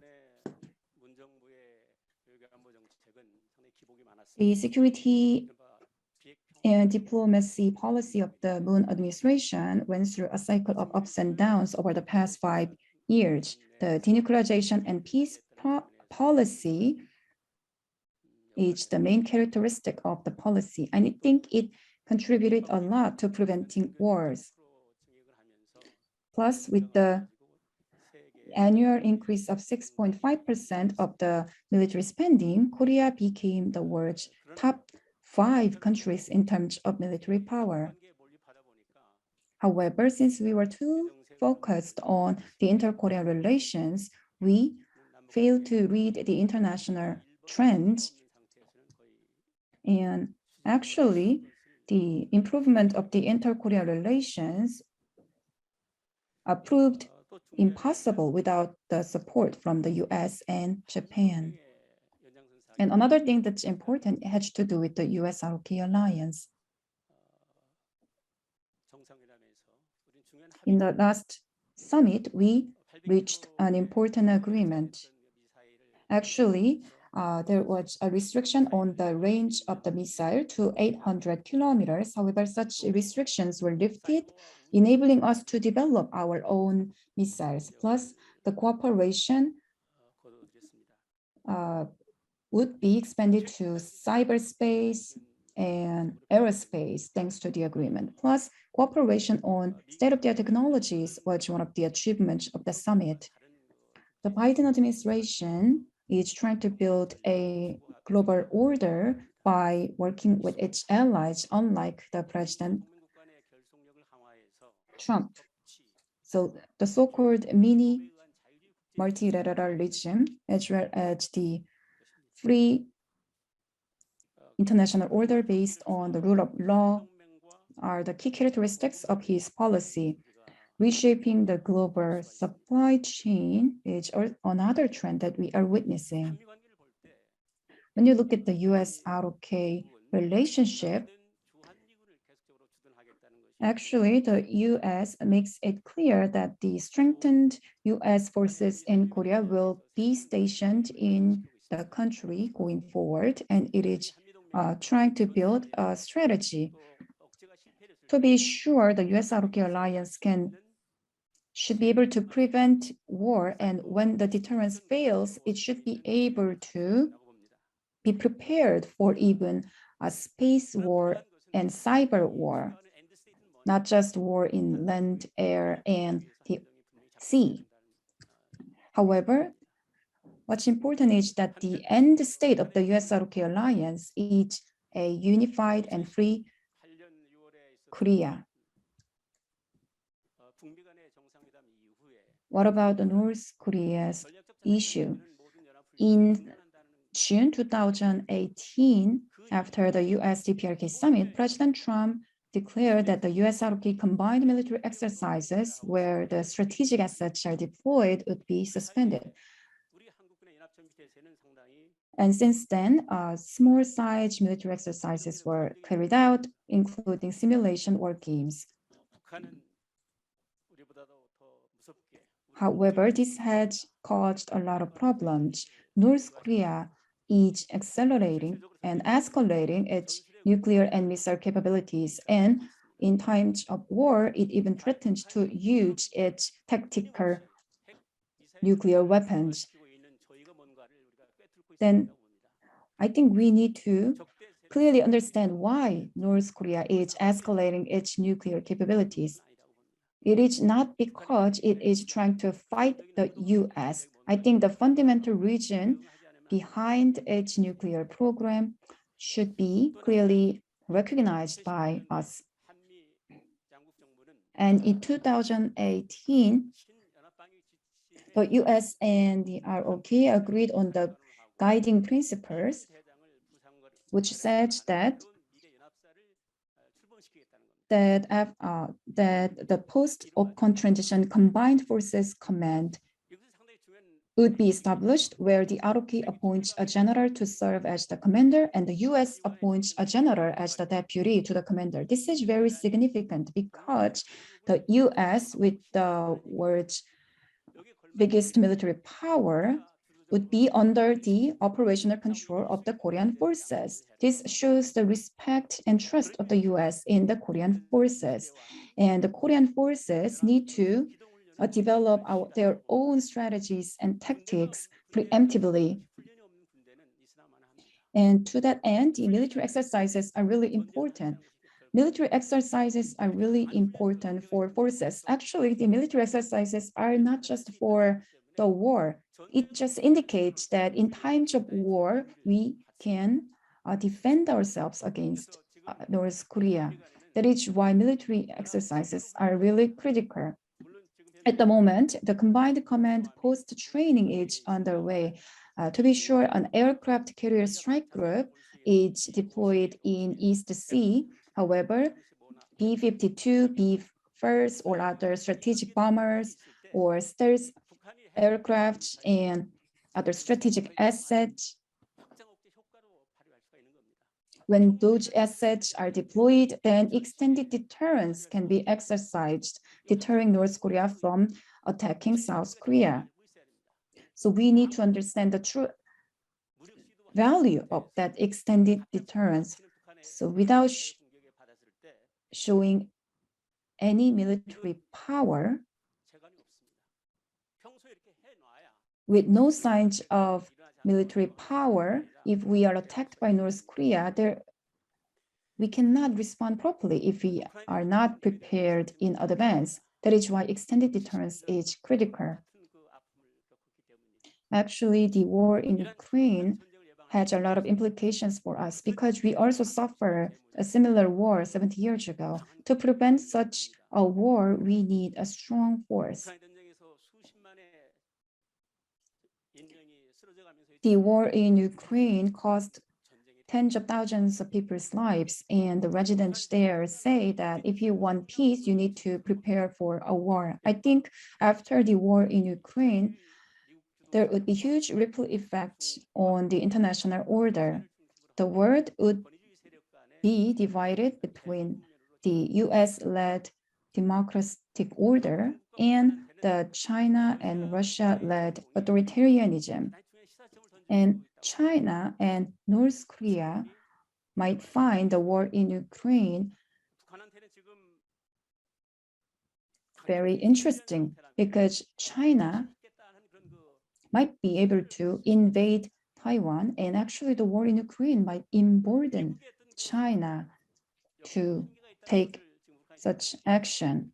Also, the war in Ukraine shows that the influence of the US is limited.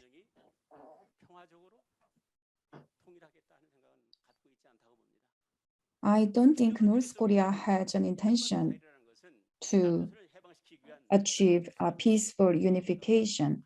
I think development of nuclear and missile weapons shows North Korea's intention to unify Korea with its military force. Therefore, I believe we need to face up to the reality of the nuclear programs clearly and respond. But even in this situation, we need to continue the U.S. ROK alliance, which can contribute to a peaceful and unified Korea. Rather than being emotional about the alliance, rather than being emotional about the inter-Korean relations, we need negotiations. And we need to find a breakthrough. And such a breakthrough can be made in a platform where we can discuss denuclearization issues and nuclear issues. And in such a platform, we need to be able to pursue a comprehensive approach to align the peace process on the Korean Peninsula with the denuclearization. And when pursuing such a comprehensive strategy, we shouldn't regard the North Korean issue as solely a Korean issue or the US issue. Rather, the US, South Korea, North Korea, and South Korea should be the players in the negotiating tables. There might be several options for denuclearization, but if North Korea gives up on its nuclear weapons, then we need to normalize our relations with the North, and the US-DPRK relations should be normalized. And if the nuclear weapon is scrapped progressively, then a peace agreement can be signed and a lot of support and aid for North Korea can be provided. So we need a platform to discuss such issues. Lastly, I would like to emphasize that we need to upgrade our security cooperation. For starters, the U.S. ROK alliance looks solid at the moment, but it is not as solid as we think. So I would like to make a suggestion. Today we have an ambassador, the U.S. ambassador to South Korea, I think, who is representing the State Department in South Korea. I think we need a 2+2 meeting with the U.S. commander and the U.S. ambassador to Korea with our National Defense Minister and Foreign Affairs Minister. Plus, we need to send experts in national defense, security, and trade who can discuss the issues related to the US and South Korea so that the US ROK alliance can be deepened. The US ROK alliance played a critical role in our democratization as well as industrialization and globalization of the Korean culture. For unification, I believe this alliance can play a critical role as well. Thank you so much for the strategy for denuclearization and the peace process on the Korean Peninsula. You also talked about how we can leverage the US ROK alliance in achieving unification on the Korean Peninsula. Thank you so much. Now this forum has been going on for over 3 hours. So we are nearing the end of the forum today. We have Mr. Hyun-Sung Lee, who has consulted major think tanks in Washington and led the global networking of North Korean defectors after defecting North Korea in 2014. He is quite an influential figure, and the US Senator Ted Cruz once described him as a young Korean who poses a threat to the North Korean regime. So he is a proud North Korean defector. You have the floor. 자유를 찾아 7년 전 북한을 탈출한 이현승입니다. Thank you for your introduction. It is my honor to be here today with such prominent people from Korea and the United States.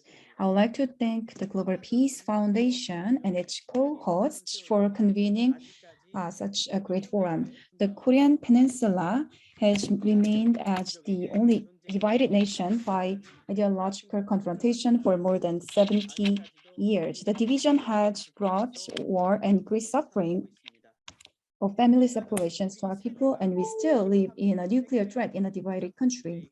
Division is the foremost task that the old and new generations must work together to solve, and finding the cause and solution is the challenge we have to work on now. The biggest reason why our nation is still divided and engaged in ideological and military confrontations is because of the relentless ambition of the North Korean dictatorship to remain in power forever. The people-centered socialist paradise became a totalitarian state that exists only for the leader, and the people became mental and physical slaves who had to give up their lives and everything for the Kim family. Today, North Korea has become the worst country to suppress human rights and freedom, and it is a ROK state that threatens its neighbor and peace on the Korean Peninsula with nuclear weapons.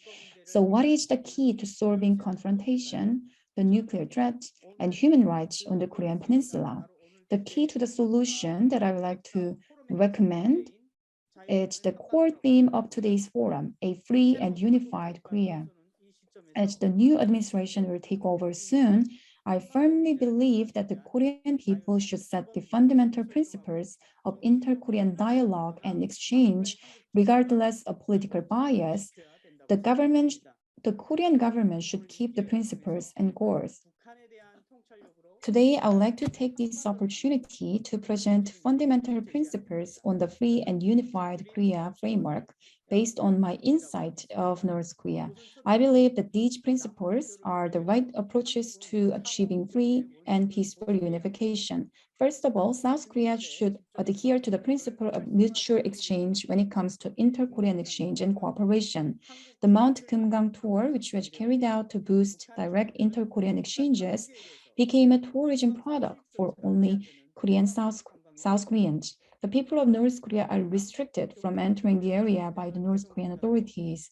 In addition, the Kaesong Industrial Complex, which was carried out for inter-Korean economic cooperation, has become a slave complex that serves only as a source of generating funds for the North Korean dictator family. The price of the North Korean workers' salaries being taken away by the regime and the North Korean workers' exchange of choco pie with South Korean businessmen were the types of harsh political ideological exercises that took place every day. The lesson of the Mount Kumgang tour and the failure of the Kaesong industrial complex is that unilateral exchanges only help maintain the Kim regime and have little effect on the actual inter-Korean exchanges and improving the lives of the North Korean people. The principle of mutual exchange is that when South Koreans go to Mountain Kumgang, North Koreans come to Jeju Island, and North Korean workers can learn about the market economy by directly receiving salaries from South Korean companies. Second, the principle of a market economy should be put forward in economic aid to North Korea, and conditions should be put forward in humanitarian aid to ensure that the North Korean dictatorship fulfills its responsibility and welfare obligations to its people. South Korea seems to have thought that economic aid could bring about a change in North Korean society. However, China, known for its blood alliance with North Korea, has not achieved research in trade and economic cooperation with the North. China's investment in North Korea, which was promoted by private companies in pursuit of North Korea's economic opening, also recorded a deficit. The reality is that North Korea, which does not accept the system of market economy in its economic behavior, is the bomb of that economic cooperation and external investment. Humanitarian aid has become military provisions for maintaining the regime and became a top source of political propaganda in the North. Only when North Korea follows the international market economy norms and introduces humanitarian aid to the North Korean people without filters can it bring about the effect that South Korea wants. Finally, the education of unification for North Korean citizens through information influence campaigns should be the top priority on drafting effective policy on North Korea. North Korea does not consider the 5-year South Korean government as long-term and sustainable dialogue partners, nor does the regime think of its counterpartner as an object of peaceful coexistence. They are just trying to maximize the benefits that they can get from each administration. The only way for South Korea to gain the upper hand in North Korean policy is through educational outreach to North Koreans by the inflow of information into the North. A free and prosperous Republic of Korea is a frightening existence for the North Korean dictatorship. What the North Korean dictator is most afraid of is that the people will demand a liberal democratic system by admiring the freedom and prosperity of the Republic of Korea. For the sake of a free and unified Korea, inter-exchanges and dialogue with North Korea, free access to outside information for North Koreans are essential obligations of the South Korean government. Blocking the inflow of information into North Korea just because North Korea hates it is foolish not to make omelette because it is afraid of breaking the eggs.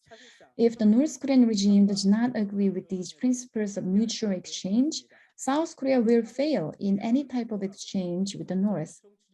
However, if South Korea begs for dialogue and continues unilateral and unprincipled exchanges to support for its own political purposes, South Korea will neither resolve the peninsula issue nor achieve peace and unification on the Korean peninsula.